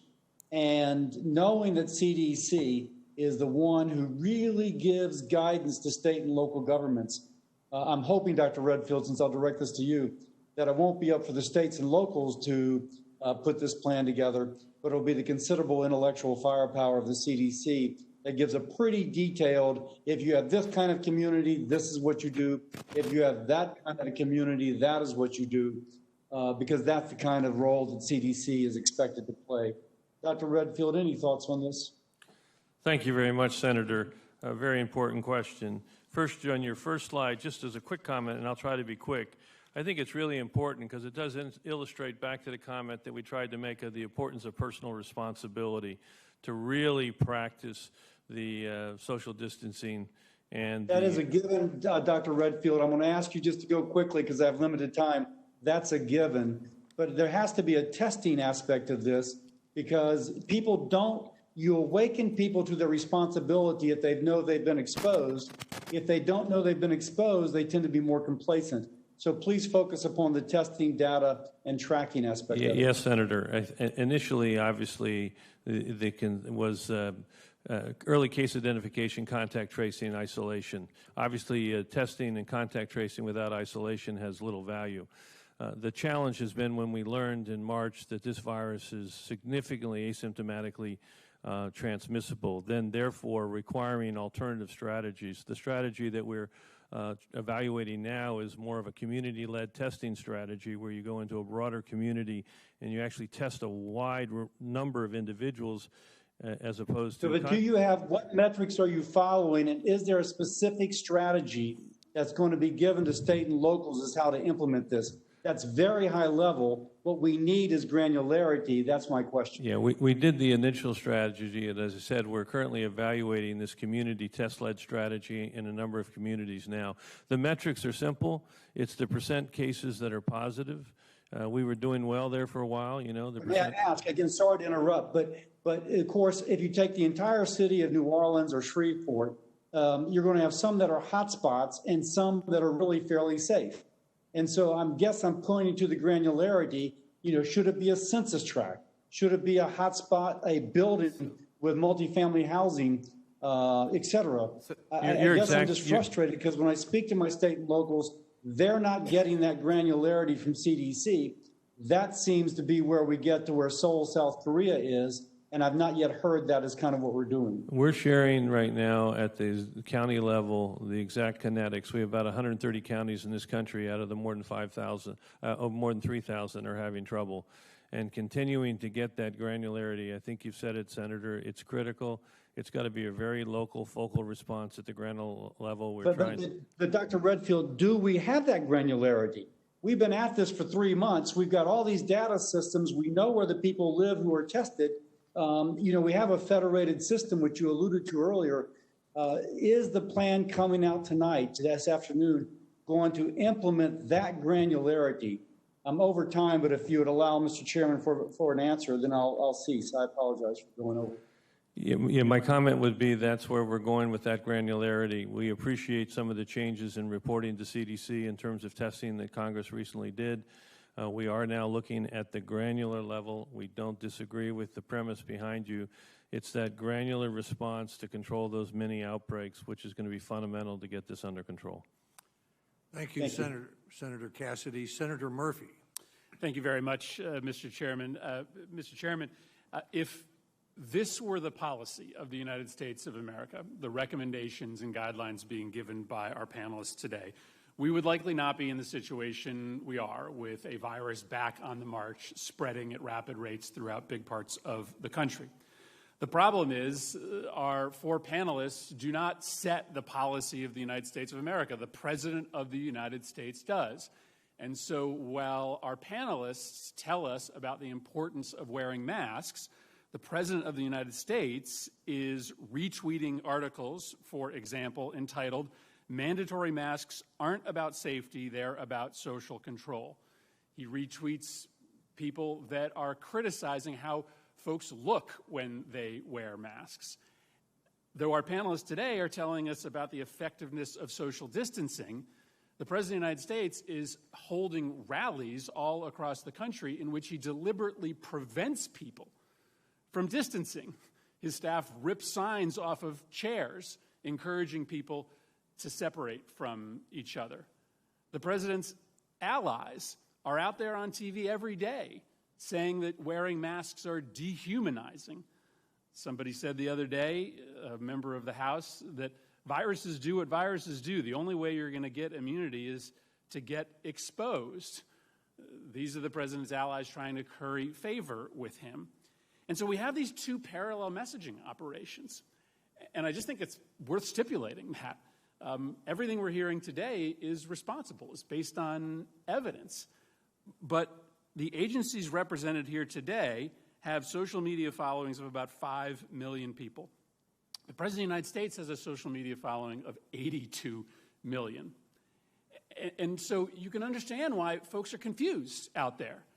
They hear the recommendations from Dr. Fauci and Dr. Redfield, but then they hear the President of the United States criticizing a reporter for wearing a mask because that reporter is being politically correct.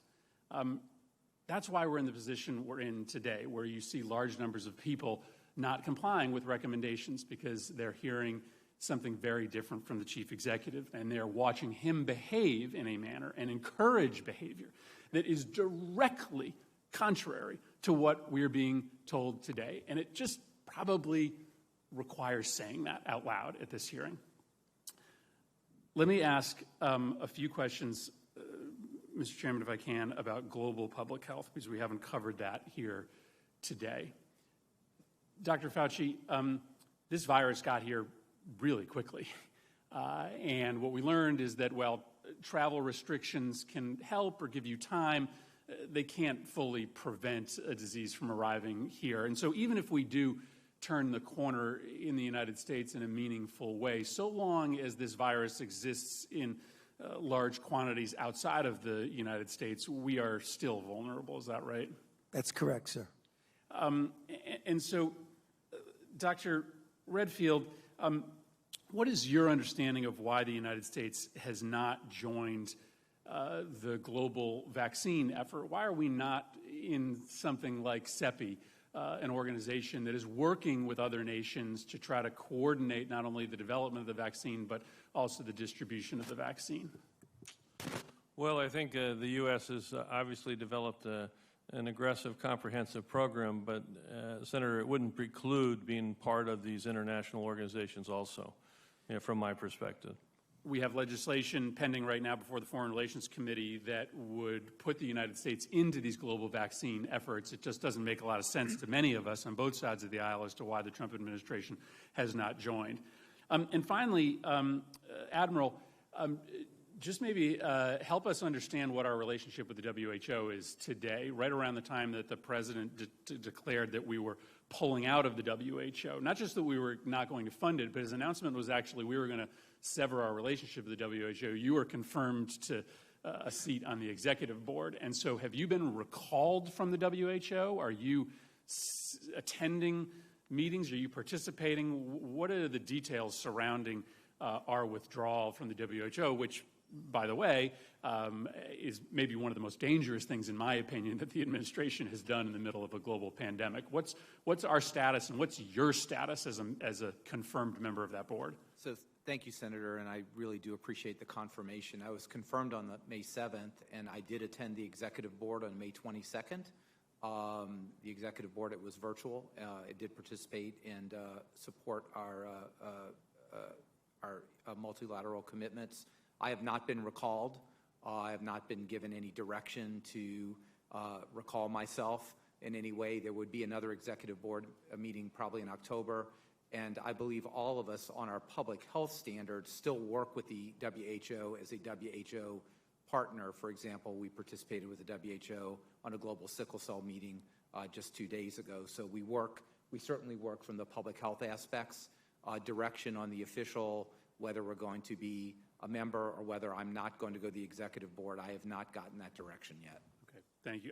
The announcement was that we're terminating our relationship with the WHO, so probably some additional clarification would be helpful. Thank you, Mr. Chairman. Thank you, Senator Murphy. Senator Murkowski. Thank you, Mr. Chairman. And gentlemen, thank you for not only your testimony today, but all that you have been doing.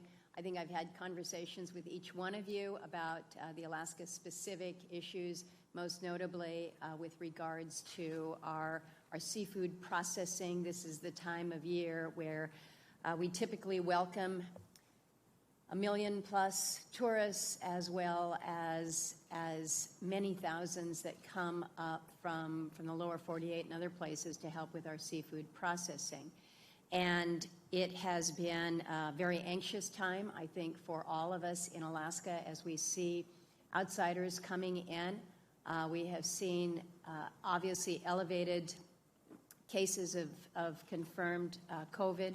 Our numbers, I think, are enviable when other states look at us to know that we're working about 500 active cases right now, about double that in terms of what we have seen throughout this whole pandemic. But again, we know, and you have stated, that we don't have resources that we can look to neighboring states. We're kind of on our own island there in terms of resourcing. So what you have done to help facilitate, whether it's the plans with the seafood processors, the guidance, the ability to come in on an as needed if the situation so demands, we appreciate that. We have seen the benefit of how these very rigorous plans have worked.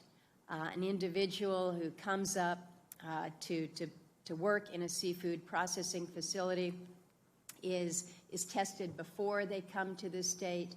They're tested when they get to the state. They're put in a 14-day quarantine. We have seen positive cases once people have arrived, but we've been able to do what the plan calls for, which is that contact tracing and then isolation and keeping things to a minimum. So I think it does demonstrate that these tough plans really can work.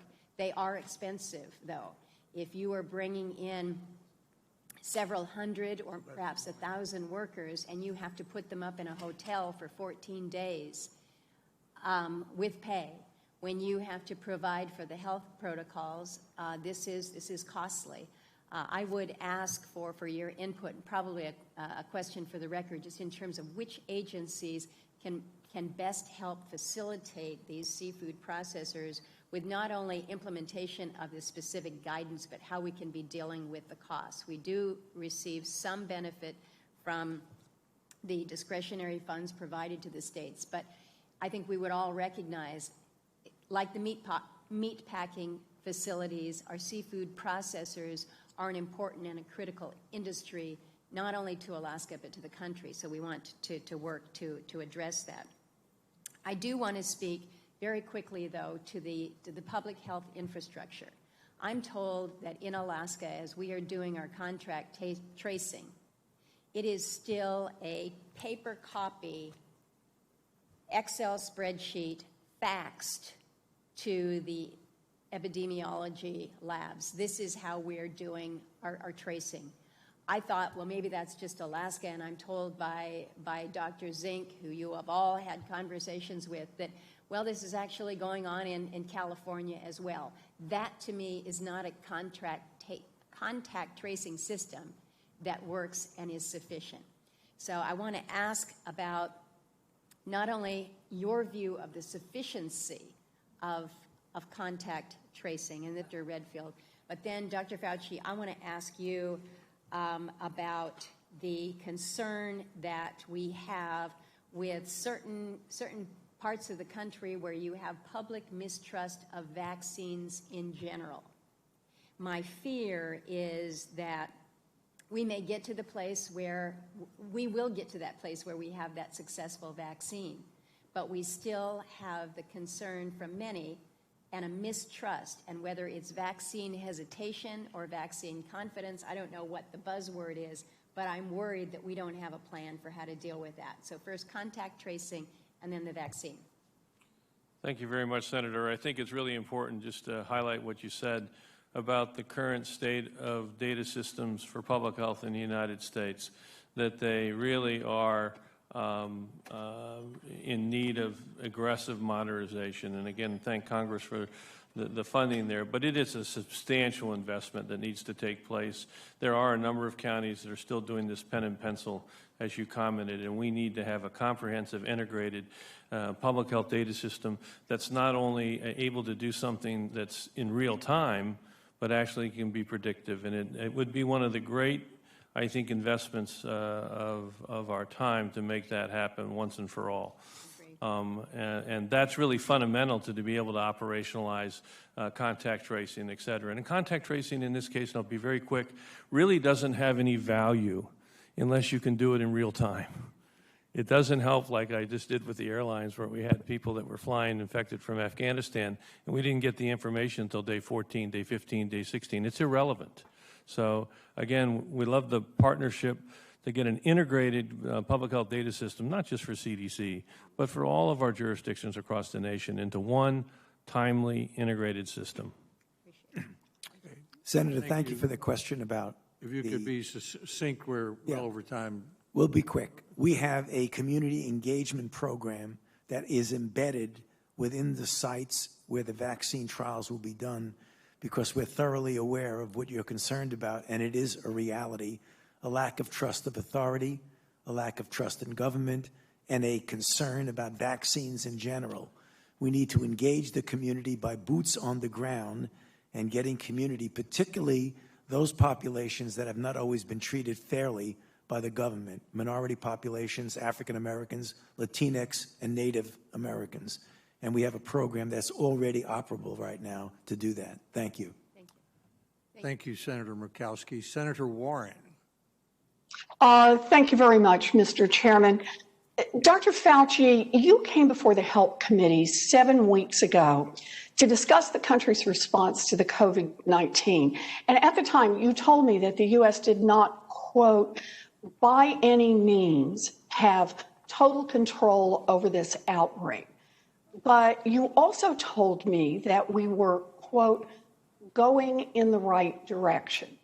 Now, on the day you testified before the committee, that was May 12, 2020, there were about 21,000 new cases of coronavirus.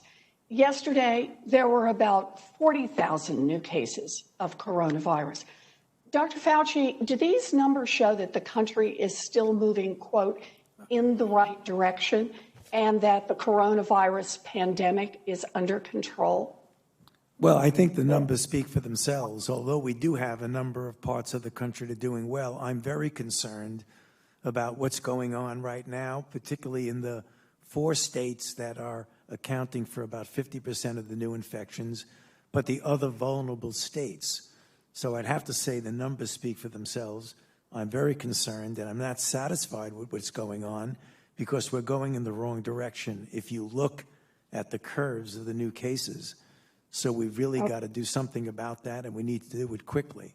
Short answer to your question is that clearly we are not in total control right now. Thank you. Thank you very much. You know, our case numbers are getting worse, and our death rates are going to get worse soon. During this same period of time, some other countries around the world have controlled the virus. They're reporting fewer cases each day, and they are able to provide targeted testing and to keep it up so that they can tell what's happening and follow up if there is an outbreak. In other words, controlling the coronavirus can be done. But because of bad federal leadership, we have not been able to do this here in the United States. So, Dr. Fauci, the last time you were before this committee, you told me that if the U.S. did not have, quote, an adequate response, that the country would, quote, have the deleterious consequences of more infections and more deaths. Now, I know that we've made some progress, but half measures won't save lives. Dr. Fauci, I'm asking you to be very direct with all of us on this. If we don't fully implement the widespread testing, contact tracing programs, and social distancing practices that everyone seems to agree that we need, can we expect these spikes in infection to keep happening in different places around the country? Thank you, Senator. I'm always direct with you, and I'll tell you in direct answer to your question that if you look at what's going on and just look at some of the film clips that you've seen of people congregating, often without masks, of being in crowds and jumping over and avoiding and not paying attention to the guidelines that we very carefully put out, we're going to continue to be in a lot of trouble, and there's going to be a lot of hurt if that does not stop. And that gets back. If we don't get our act together, more and more communities around the country are going to see these dangerous surges of COVID-19. Dr. Fauci, back in March, you also said, quote, looking at what we're seeing now, you expected there to be between 100,000 and 200,000 coronavirus deaths and millions of infections in the U.S. So let's flash forward to late June. Here we are at the end of June. We've already seen 126,000 deaths with infection rates rising rapidly. Dr. Fauci, based on what you're seeing now, how many COVID-19 deaths and infections should America expect before this is all over? I can't make an accurate prediction, but it is going to be very disturbing. I will guarantee you that, because when you have an outbreak in one part of the country, even though in other parts of the country they're doing well, they are vulnerable. I made that point very clearly last week at a press conference. We can't just focus on those areas that are having the surge. It puts the entire country at risk. We are now having 40,000+ new cases a day. I would not be surprised if we go up to 100,000 a day if this does not turn around, and so I am very concerned. Can you make any kind of estimate on what we're looking at overall on the number of deaths before this is over? You made an estimate back in March between 100,000 and 200,000, but we have a lot more information now, and we're already at 126,000 deaths. I can't make a estimation, because that would have to be modeled out, because when models are done, and that's where those original numbers came from, Senator, as I've said very often, models are as good as the assumptions that you put into the model, and those assumptions often change depending upon what your response is. So I would really be hesitant to give a number that will come back and either be contradicted and overblown or underblown. But I think it's important to tell you and the American public that I'm very concerned, because it could get very bad. All right, I appreciate that, Dr. Fauci. Look, we all want our We're well economy over time, to recover. Senator Warren. I just like the same time that my Republican colleagues got, because I want to say All right, that we then want our then your economy time to is up, recover. Senator But Warren. we can't keep pretending. Senator Warren, now I'm I being just as understand that fair to you as I was to Republican Senator Sanders or colleagues to got a others. lot more time. Senator Warren, Chairman. I always treat you fairly, and I would appreciate your respecting the chairman's rules. If you'd like to make a closing statement, go ahead and do it. But I don't appreciate your Thank you. questioning I my appreciate fairness that, Mr. Chairman. in presiding over the hearing. Was under because the I've understanding, been scrupulously based on what fair. others had done, that you were allowing more time since we had such important witnesses. Well, I when you're appreciate chairman, giving you me can time. make that, you can make those decisions. Thank you. You know, I just want to make the point that we can't keep pretending this virus is getting better when it isn't. That's how we end up with messes like the situation in Texas. Racing to reopen too soon, then scrambling to close down before the hospitals get completely overwhelmed. If we don't get our act together, this is our future. Seesawing back and forth between too few restrictions and then exploding cases and repeated shutdowns. In this future, thousands more Americans will die and our economy will be brought to its knees. We've got to have a national strategy that makes testing available to every school, every business, every hospital, every church, anywhere that Americans come together. We need to expand contact tracing, and we need leaders, starting with President Trump, who have enough backbone to face reality, distribute our resources, set our standards, and stick to them. Because if we don't, the result is going to be more economic wreckage and more death. Thank you, Mr. Chairman.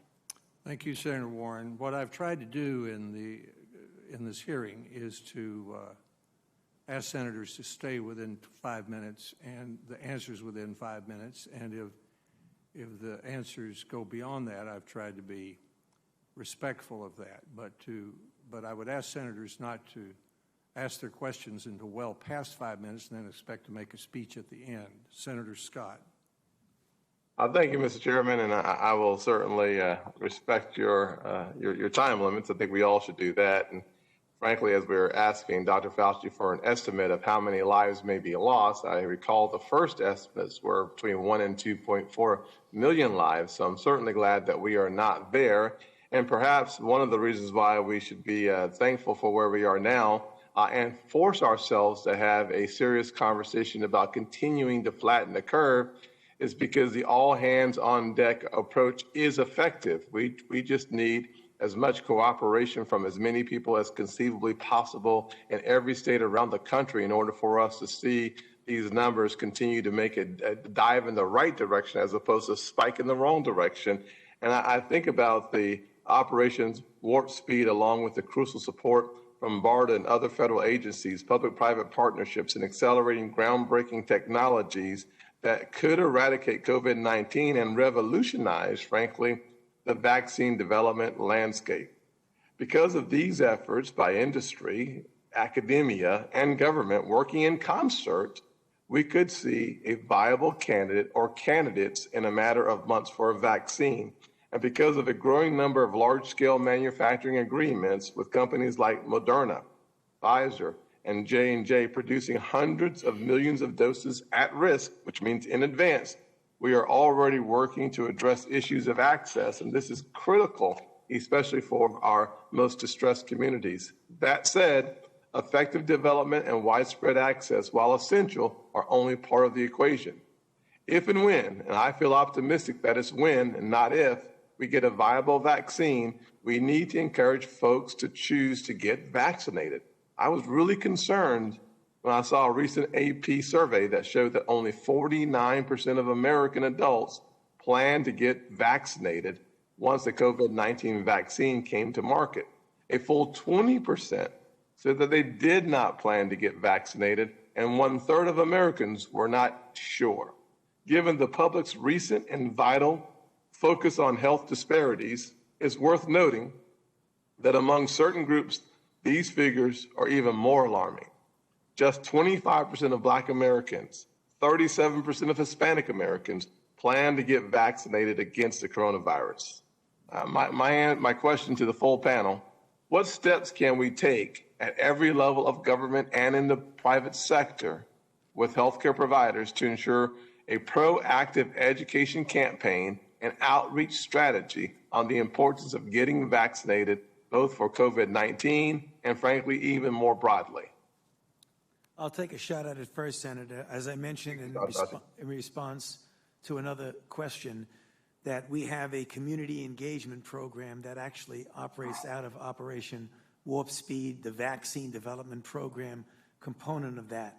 Also, there needs to be engagement of people who the community trusts, particularly individuals who are noted sports figures or whomever.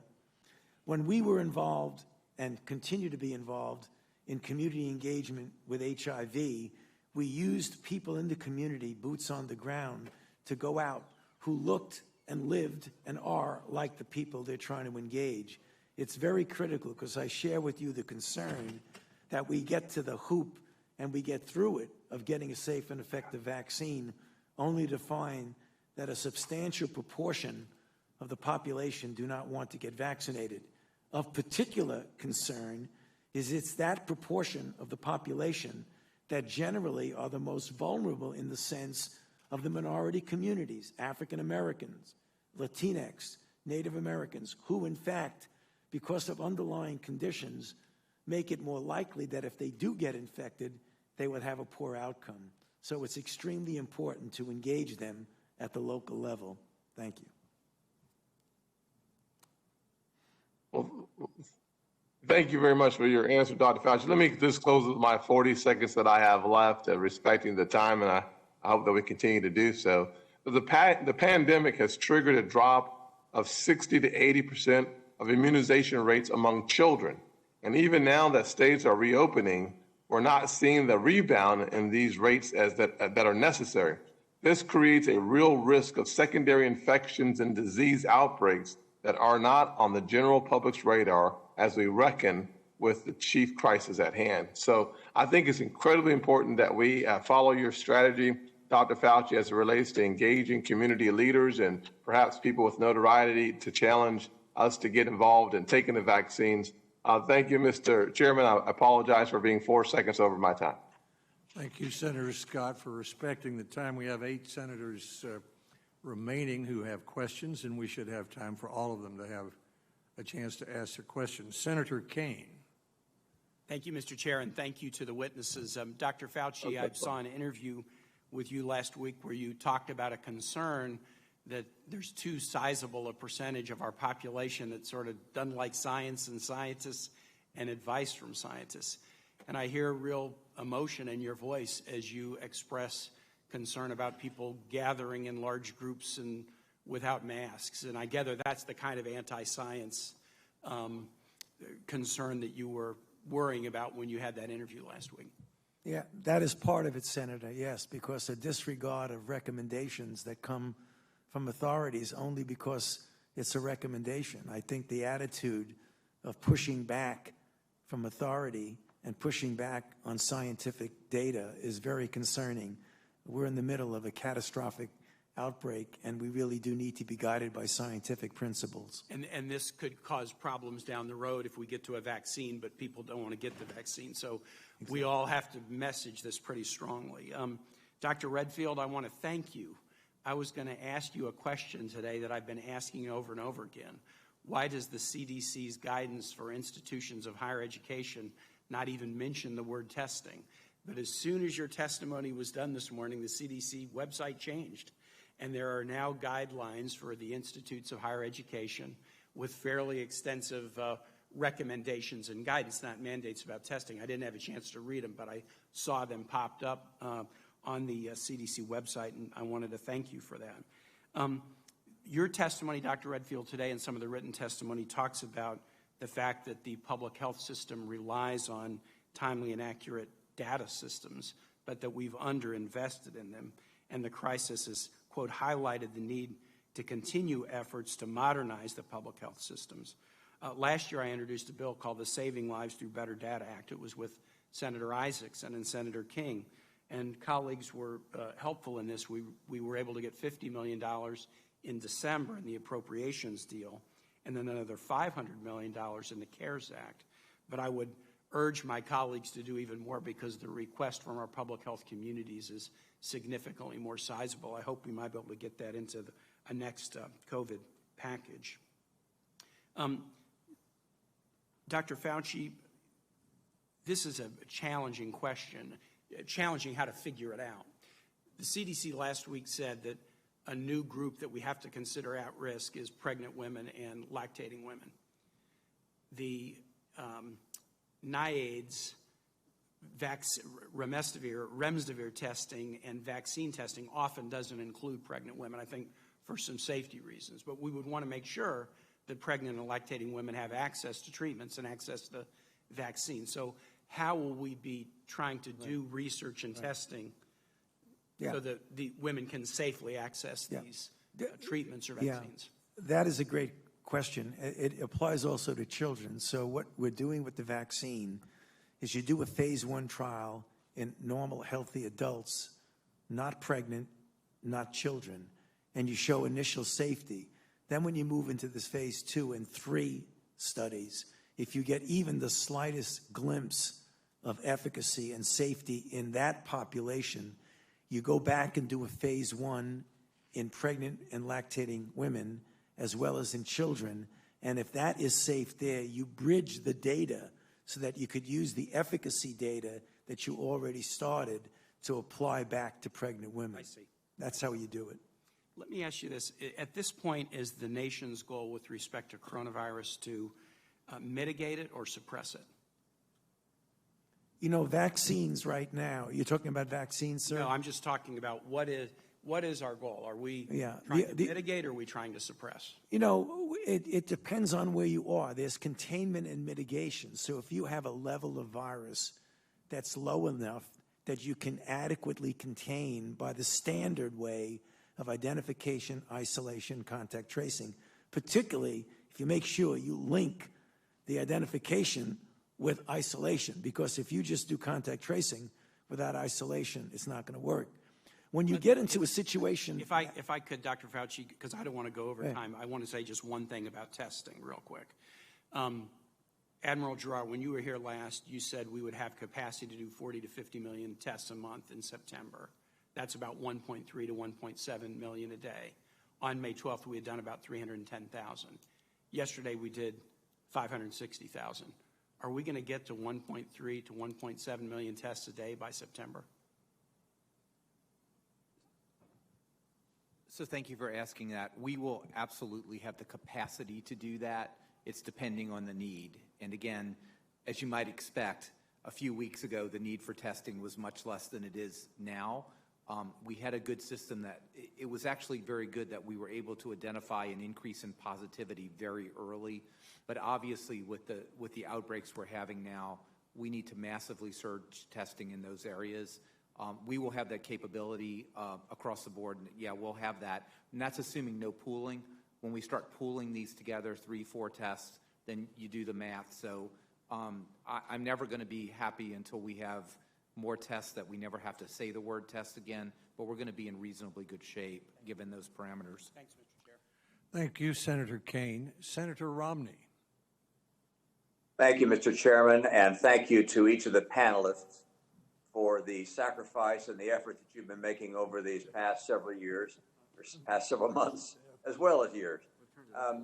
As you know, because we didn't know a great deal about this virus, as it first sprung on the scene in America, we asked the American people to basically shut down their lives, cut back on flying, family reunions, funerals, church services, restaurants, bars, theaters, everything got shut down. Well, now it's end of June, and hopefully we've learned something about how this disease actually spreads.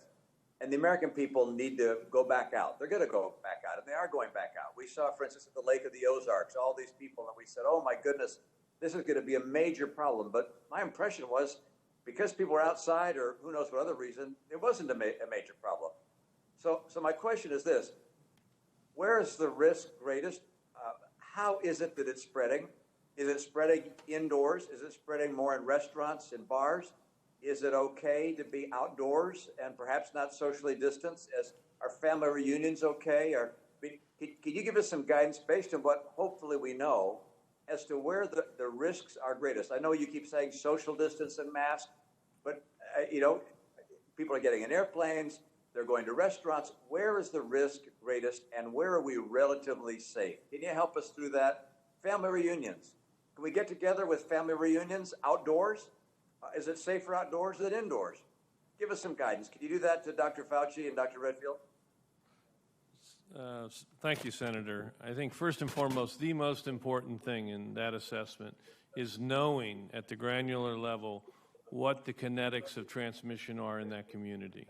As I mentioned, we have 130 counties right now in the United States where we consider them, quote, hotspots. We have many other areas where there's very limited transmission. So first and foremost, it's knowing if you're in that area of active transmission. And then secondly, it's knowing what you do when you're in that area of active transmission and what precautions one takes. I think got to be brief, Doctor. I only got 5 minutes. All right. Well, I think those are the two things. I will say that there's just more and more data showing that the use of face coverings and masks are an effective way to prevent transmission in these gatherings. And I think we're just going to come back and tell you the most important thing. If you're within a community with limited transmission and you're wearing face mask, or there's significant transmission, you're wearing face mask, and you practice those social distancing, hand washing, that's the best recommendations I can tell you. Yeah. In addition, Senator, outdoor better than indoor, bars really not good, really not good. Congregation at a bar inside is bad news. We really got to stop that right now when you have areas that are surging like we see right now. But in answer to your question, a little bit more granular, outdoor is always better than indoor. If you're outdoor distance, as Bob said, wear a mask if you can, but you can have some social interaction. The one point I want to make very briefly is that we should not look at the public health endeavors as being an obstruction to opening up. We should look at it as a vehicle to opening up, so that you don't want to just restrict everything, because people are not going to tolerate that. So you can get outdoors, you can interact, wear a mask, try to avoid the close congregation of people, wash your hands often, but don't just make it all or none. We've got to be able to get people to get out and enjoy themselves within the safe guidelines that we have. So make public health work for you as opposed to against you. I very much appreciate those responses. I think it'd be extraordinarily helpful for all of us as we're going about our lives if there was data that indicated where people are getting infected. Were they in a bar? Were they in a restaurant? Were they outdoors at a pool? I've heard reports that virtually nobody has been infected if they're outdoors. Is that true or not true? Given how long we've been at this, we've got to have more granular data so people know where there's greater risk. How many people, for instance, have been infected as a result of flying on airplanes? We have to know that. If we could publish that information for the American people, they will know where they could be safe and go back. Of course, continuing social distancing and wearing masks, but we need that data. Finally, I'll just ask an answer. Who is responsible for distributing the vaccine? What person or what agency determines how the vaccine, when it's available, will be distributed? Well, thank you, Senator. This is a central function of CDC where we really help with vaccine distribution throughout the nation, childhood vaccines. So that's the CDC. That's on your shoulders. Thank you. Mr. Chairman, back to you. Thank you very much, Senator Romney. Senator Hassan. Well, thank you, Mr. Chair, and thank you to all the witnesses for being here and for the teams you lead. I know how hard everybody is working. Dr. Redfield, I want to start with a question to you. 43% of the deaths in this country have been in nursing homes or long-term care facilities. In my state of New Hampshire, 80% of our deaths are attributed to residents of nursing homes and long-term care facilities. In mid-May, the White House urged states to complete COVID-19 testing on every nursing home worker and resident within 14 days. A month and a half later, that still has not happened. CDC has since put out different guidance on nursing home testing, calling for a baseline test for residents and weekly testing for nursing home workers. Given the widespread outbreaks within nursing homes and unique risks posed to residents, what is CDC doing to ensure that states carry out the recommendations for nursing home testing issued by CDC on June 13th, and how many states have met these guidelines so far? Thank you, Senator. We are working in close contact with CMS on that issue. As you say, we're not an enforcement agency. We make recommendations. But I'm asking, and my time is short, I'm asking what you are doing to keep track of compliance with guidelines. 43% death rate nationwide is huge, and people are looking to you all for granular guidance here. So what are you doing to find out who's in compliance and who's not? I was trying to emphasize that we're working in partnership with CMS, which has that regulatory oversight. And we're there to continue to reinforce the guidance, as you mentioned, which we think is critical. And we think we do have to get everyone screened in these nursing homes and the employees every week.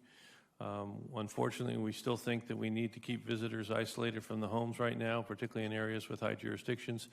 But the regulatory function of this is CMS, but we are really meeting with them daily to see what more we can do to try to ensure that there's greater compliance.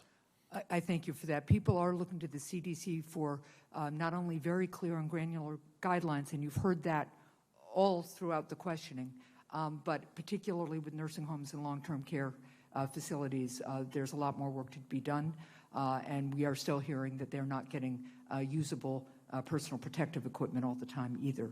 Let me go to another question, and Dr. Fauci, I'll start with you. We've heard discussion already today about the difference in the effectiveness of measures taken, for instance, in Europe and the United States. This is a graph that shows the disparity between new confirmed cases per million residents over the previous 7 days between the United States, Europe, Canada, and Japan. The disparity is eye-popping. Surveys suggest that mask wearing in the United States occurs less frequently than in Europe. You and our witnesses have been very clear on the importance of mask wearing in public places. Do you attribute the improvements in Europe to more widespread use of masks, or are there also other specific government policies or individual behavioral differences that you believe should be incorporated into our national strategy? It's certainly masks play a role, but there are a number of other multifaceted things in each of those very disturbing graphs that you show. Yeah. One of the things that became clear, when we shut down as a nation, in reality, only about 50% of the nation shut down with regard to other things that were allowed. In many of the European countries, 95% of all activities were shut down. So that is one of the reasons why you saw, particularly in Italy, which shut down to a much greater extent than we did, the cases came way down in a sharp curve downward and then stayed. So it's not only masks, it's the fact that the countries in Europe and the other countries you have there had a much more uniform response. We're a very heterogeneous country, and we had a heterogeneous response depending whether you are in the Northeast, Southern, West, or what have you. So there's a number of other factors, probably some that we still don't even understand. Well, thank you. And I'm going to move on to just one other issue, and it's really just to urge Dr. Redfield and the CDC to issue additional guidance for schools in particular on reopening. I understand that you are continuing to do that. I appreciate that the CDC has released FAQ, frequently asked questions, documents on things like youth sports, which provide more concrete, useful information for families. And I'm hoping that you'll do the same kind of FAQ documents for parents and teachers that directly address practical questions and concerns about school reopening plans, simply like what happens, what should a school do specifically if 1 or 2 positive cases come up in a classroom or in a teacher? What should parents and teachers expect school administrations to do? So we can follow up with that. I appreciate the chair's indulgence. Thank you, Senator Hassan. Senator Braun. Thank you, Mr. Chairman. I've got 2 sets of questions, and I'd like for Dr. Fauci and Redfield to give about a minute each to the first. I want to get the broad numbers I think, Dr. Redfield, you might have been on record that you think there's 10 times as many cases out there as, and I know that's a guess. I'd like to know, because if that's the case, all of a sudden the fatality rate goes from 5% down to 0.5%, 20 times as many cases, of course, 2.5 down to 0.25. What is your, start with you, Dr. Redfield, how many cases you think we actually have out there? And then how many vaccinations and our herd immunity combinations as a percentage of our total population do we need to get to for this thing to be in the rearview mirror? So we got a few big numbers to kind of relate the journey ahead. Thank you very much, Senator. Quickly, we now know that this virus began to really spread in the United States in March. And between March and the end of May, we've been able to do antibody testing, and that's what allowed us to understand how many people were really infected. So that during that period, it was our best estimate about 10 to 1. So we're probably talking over 20 million, 22 million Americans have been infected. I don't want people to assume that's the same ratio now in June and July going forward, because as You think it's more than that? no, I think it's going to be less because we're doing more and more testing, okay? But clearly, it gives us a good idea. The extent of infection was more in March, April, and May. Not 2 million individuals, but more closer to 20 million individuals. What is your opinion of how many individuals we need vaccinated and/or having herd immunity before this thing goes into the rearview mirror? Yeah, Tony may comment on that too. It's really got to be over 70% of the population's got to be immune before we even see any impact on herd immunity. Dr. Fauci? No, yeah, I totally agree. Given the transmissibility, which is highly efficient, you're going to need somewhere between 70 and 85%. I would say 70 at the lowest. Okay. Second set of questions would be on the issue of herd immunity, because, of course, we've got we don't know how long it's going to take to have an effective vaccine. And I'm guessing when you're talking about herd immunity, it's got to actually confer immunity if you get it, and there might be some uncertain. Let's assume you do get the immunity. What is the, how do we go about the approaches that we've used to this point? Is herd immunity going to be something that you think will march through if we take the strategy of having a different approach for younger people that seem to have lower hospitalization rates and less significant consequences? Because I think that's another thing we need to know, because I think that's already going to be done by each individual in a way as they size up their own personal risks. So how much can we count on herd immunity? I can answer quickly and then turn it to Tony. I think it's important to realize even now we're probably looking at somewhere between 5 and 8% of the American public has experienced this virus. So for me, herd immunity as a basic strategy, you're talking about a multi-year strategy. This is why it's so important that the alternative strategy is a biological countermeasure in the development of a vaccine.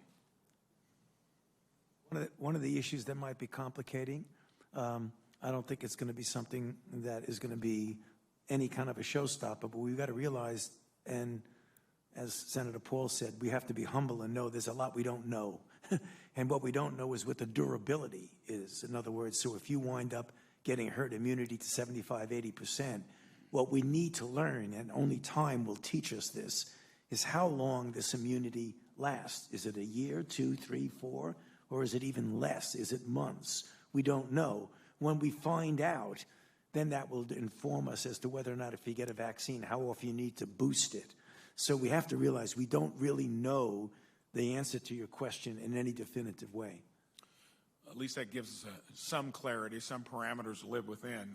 Senator Hassan stressed the point of protecting the most vulnerable, because to me, the one thing it looks like we can certainly do is to take that highest risk group from the data we've already got and build, in essence, an iron dome around them as the one thing that would seem to be the most important thing to do where you get certain results. And I think that has to be in place as the uncertainty of herd immunity and when we get an effective vaccine actually converge. I might add, we always think about herd immunity with regard to natural infection and or vaccination.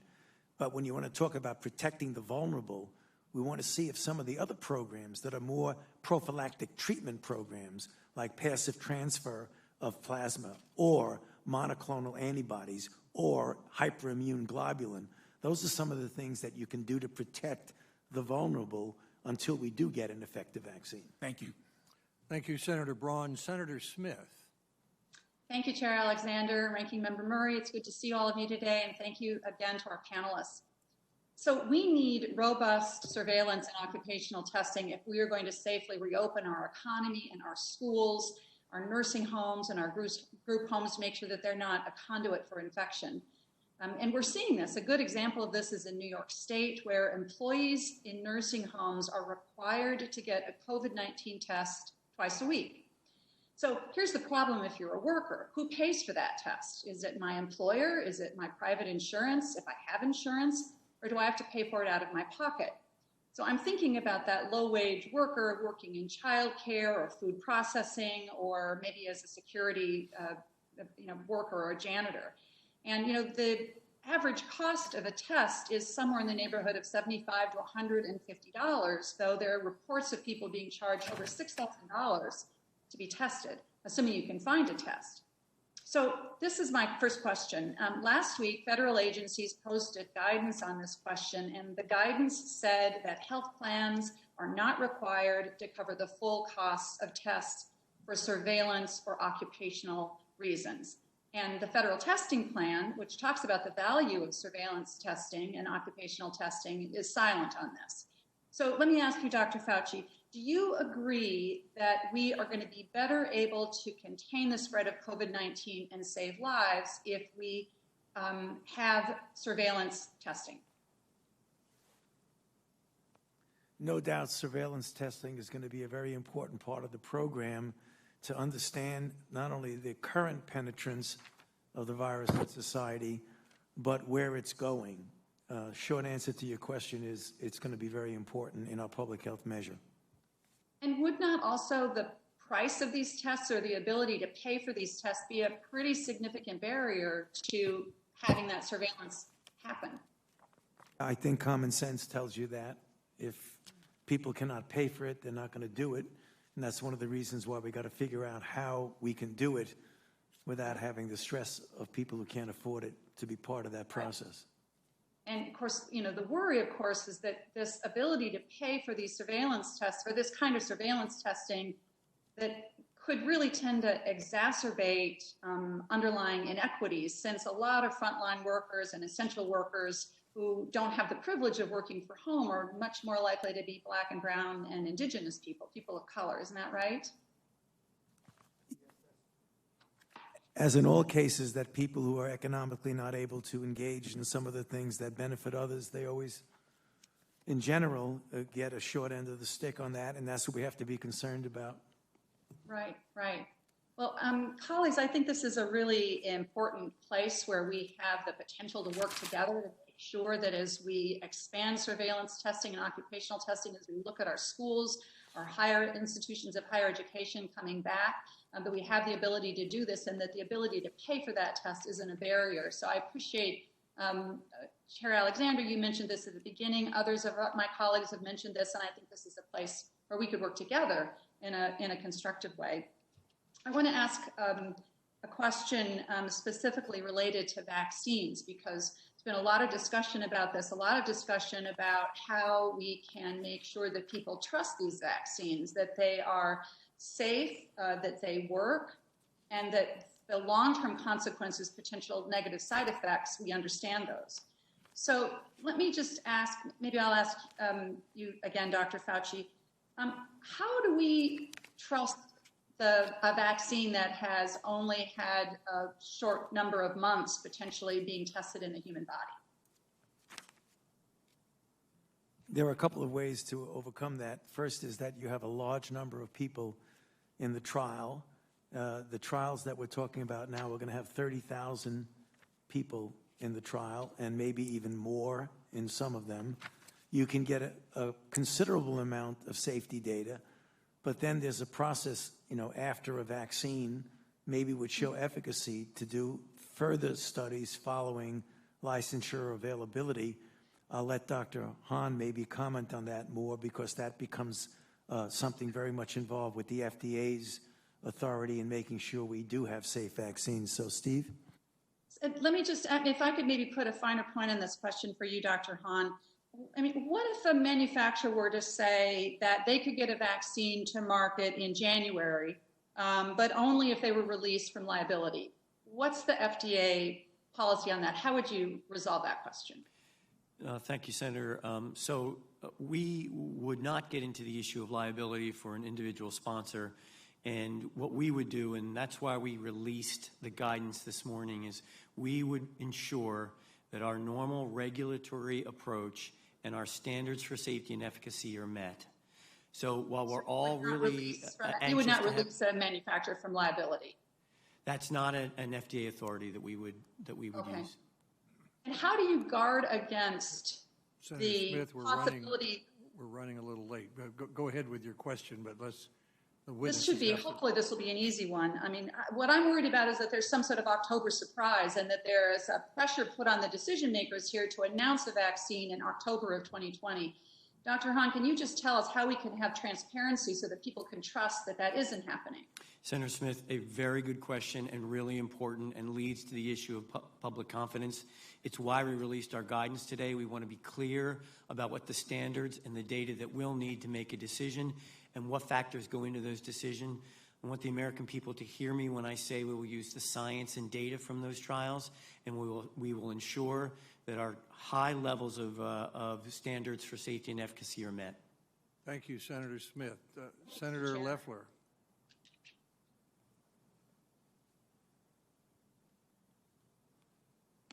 Good morning. Thank you all for being here. Sorry I can't be there in person. I wanted to ask Dr. Redfield, can you outline what steps the CDC is taking to look at, as we prepare for handling both the flu and COVID-19 season simultaneously this fall? I know the CDC recently developed a test that diagnoses both COVID-19 and the flu, but what other activities is the agency engaged in? And are there any novel approaches that you see in terms of implementing this? Would love to hear about the agency's process for approaching the season this fall and your thoughts there. Thank you very much, Senator. I think it's really important to recognize that it is going to be difficult with flu and COVID this fall. First and foremost is to try to increase the American public's acceptance of flu vaccine. As you know, less than 50% accept it. We're working hard to begin to reach out, particularly to groups that have been underrepresented, to try to build that confidence in vaccination. We've worked with the manufacturers to see if they could boost the amount of vaccine that would be available. They've now increased their commitment to almost 189 million doses. CDC bought another 7.1 million doses. Normally we buy about 500,000 to be able to be available to the states and local health departments for uninsured adults. We increased that to 7.1 million doses. We've augmented our commitment to the children vaccine program, anticipating that there's going to be more children that will qualify in light of the unemployment. So those are some of the areas that we've begun to prepare for. Thank you. And this question is for Dr. Hahn. The pandemic has exposed our vulnerabilities in the medical supply chain, and obviously we have a reliance on imports from countries like China that can quickly pose a national security risk in the face of an outbreak of infectious disease. We need to come up with a strategy to boost our production here, both pharmaceuticals and supplies. I've introduced some legislation titled the Beat China Act to offer incentives to companies that bring manufacturing back to the United States, but would like to hear from you what additional steps can policymakers take to boost our capability to produce these supplies and pharmaceuticals domestically. Thank you, Senator Loeffler, and thank you for your leadership on this. I think one issue that we can all agree upon is the lack of redundancy in the supply chain and the dependency that we've seen during the COVID-19 pandemic has been a problem. The agency's primary focus has been on instilling redundancy in the supply chain, particularly of pharmaceuticals, by diversifying that supply chain and really looking for opportunities to encourage domestic manufacturing. We, of course, on the regulatory side, provide guidance as well as regulations around the manufacturing specifications to ensure quality of pharmaceuticals and other medical products. We will continue to do that, particularly in the advanced manufacturing space, in order to encourage domestic manufacturing. We look forward very much to working with you and other members of Congress to see how we can create the proper incentives to have that redundancy, and particularly to have as much domestic manufacturing as possible. Thank you, Dr. Hahn. No further questions. I'll yield my time. Thank you, Senator Loeffler. Senator Jones. Thank you, Mr. Chairman. Thank you all for being here today. I really appreciate your testimony, your consistency over the last few months. It has got to be somewhat discouraging to all of you, as it is to us, to see these numbers. I want to kind of focus a little bit on schools, as we will start opening schools up in Alabama in August. And let me give you a little chronology here. The state of Alabama kind of began to open up its economy more in May, a little bit more toward the end of May. And then for Memorial Day, we saw the photographs and videos that Dr. Fauci referred to, with everybody just having a big time for a Memorial Day holiday. Now, at the end of June, we are at our highest levels. The last 14 days have shown over 10,000 cases, which is 28% of the cases that we have seen have occurred just in the last 14 days. At the end of this week, we have the July 4th holiday coming up. And we're going to see a delay in hospitalizations from right now. If we do the same thing on July 4th, we're going to have a huge problem at the end of July and early August when we start opening schools up. Our state school superintendent this week said that it would cost about $1.8 million for the average school system to do those things necessary to try to protect kids and the faculty. But I heard Senator Paul in his comments and discussing a number of things to where you would get the impression that we could just open schools back up without spending any of that money. So my question primarily to Dr. Fauci and Dr. Redfield, could you comment on some of the statistics and some things that you heard about children transmitting this disease, and whether or not we need to spend some additional monies for our schools to do things like have extra PPE, to do things like potentially hiring additional health officers, temperature screenings, those kind of things? Are those going to be necessary based on what I've heard from Senator Paul and what happened on his charts in other countries? Dr. Fauci and Dr. Redfield. I'll quickly give it a shot and then hand it over to Dr. Redfield. We don't know precisely. I think the data that was very interesting that Senator Paul showed about school openings and not seeing any real obvious surge in cases is important, but we don't really know exactly what the efficiency of spread is. First of all, how many children get infected. That was the reason why in my opening statement I mentioned the study that we're doing at the NIH of 6,000 families looking at children. What is the rate of their infection and how often do they infect their families? Because if it's true that the rate is down, we know that they don't get seriously ill with hospitalizations when they get infected. But if the rate of infection is down and they don't readily transmit to their parents and family members, that's going to be very important in the decision-making process of opening schools. Hopefully, we're going to find that out reasonably soon by this study that we're doing. Bob? I'd echo what Dr. Fauci said. CDC has a number of what we call household studies going on to try to get a better understanding of how does the virus get into a household, who brings it in, what happens when it's in the household, how does transmission vary depending on how the household responds in terms of social distancing, et cetera. So there is information that we are gathering. I think we don't know the impact that children have yet on the transmission cycle. So I think we should just acknowledge that. The greater threat, obviously, is, again, the children to the vulnerable, but I think one can actually have social behavior that can prevent that. So I think that would be just to emphasize. I think it's really important, as been said already, that we move forward and work to reopening schools in a safe way. I think it's of note that CDC never really recommended closing schools. It sort of just happened, as you know. We can do targeted school closings if we have to in a particular region, like we've done for other viral diseases.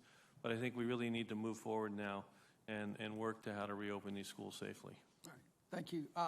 Admiral Gerard, I want to make sure we're tuned in, and we've talked about it a little bit. Are we going to be able to make sure that we get vaccines distributed in the most vulnerable of communities, because that seems to be where so much is happening right now in the rural South?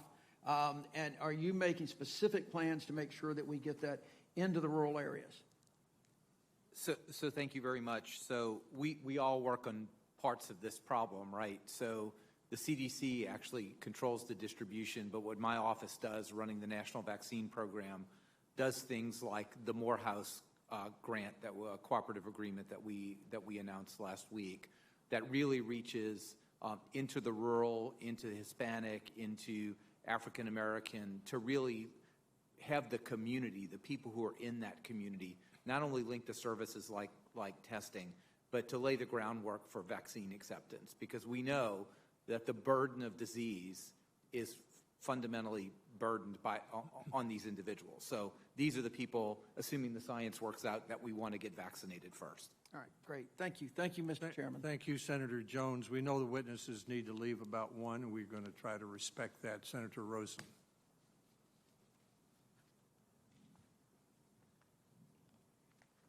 Right. Hold on. Can you hear me? Yes, we can. Well, good morning. I will try to be as quick as I can talking about antibodies this morning. Thank you, Chairman Alexander, Ranking Member Murray, all of our witnesses for being here today. As our communities focus on how safely get back to work and school, just like we're all talking about, we know we have to follow the science and adapt to new information to be sure that we're making timely, targeted, and thoughtful decisions to protect both lives and livelihoods. So, Dr. Fauci, the last time you were here, we talked about the monoclonal antibody treatments, and I'd like to follow up on that conversation if we could.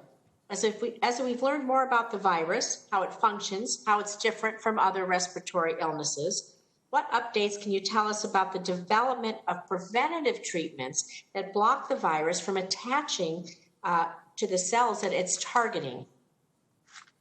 Well, thank you for the question, Senator. You mentioned monoclonal antibodies.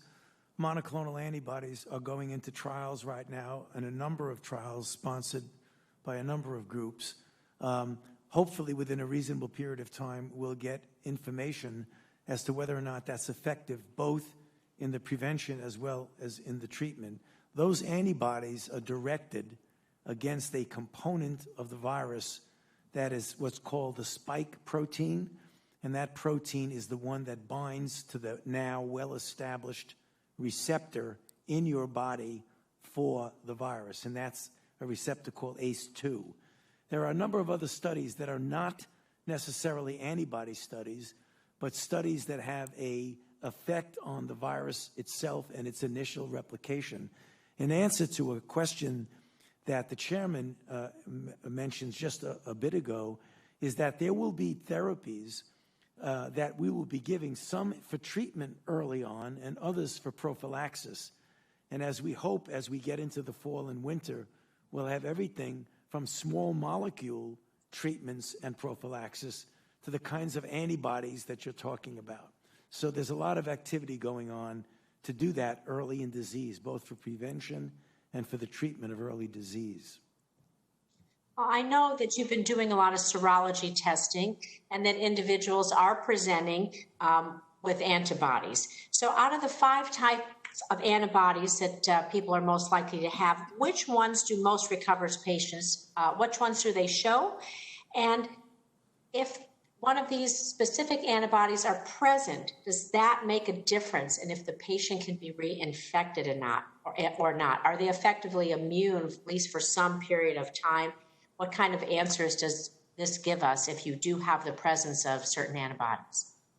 No, I'd love to give you a really precise, scientifically based answer, but the fact is, we don't know. Standard-wise, when you get an acute infection, you get an IgM antibody. As you go on in time and develop a more mature immune response, it becomes an IgG. There are subclasses of IgG, some more protective than others. The thing we don't know, Senator, that we will know in time, but it's going to take time to know it, is what the relationship between the neutralizing antibody and binding antibodies that don't neutralize. What is the relationship between the titer and the degree of protection? And what is the durability of protection? We've seen some puzzling things. We've seen people recover from COVID infection and find out they don't have very high levels of antibody. Could it be a cell-mediated response that got them through the illness? And some other individuals have very high levels, and we don't know how long those levels last. So we're getting there with regard to our knowledge, but it's going to take several more months to a year to really be able to definitively answer your question about the role of antibodies in protection following natural infection.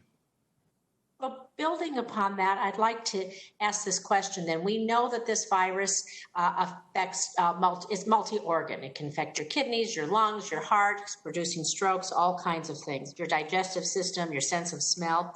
So on the science that you're talking about in the antibodies, is the science of stopping the virus from causing harm the same regardless of which organ it attacks? And how do we help direct funding for the kind of research that you're going to need to look at this multi-organ attack of this virus, if you will? This is a very perplexing virus because it's a respiratory virus and it gets in through the respiratory tract. If the virus stays in the respiratory tract and doesn't go systemic to involve other organs, that's good news because you don't get very sick. The other side of the coin is your antibody response is not as potent because when you get systemic involvement, invariably you will have a more potent and robust immune response. So many people, and probably the people who are the asymptomatic carriers, they have a reasonable titer of virus in their nasopharynx, but the virus doesn't go any other place in their body. People who get multi-system disease that get triggered by the virus, those are the ones that unfortunately get more sick, but also the ones that make a more potent immune response. Thank you so much. I appreciate you all being here today. Thank you, Senator Rosen. Very interesting question. Senator Murray, do you have closing remarks?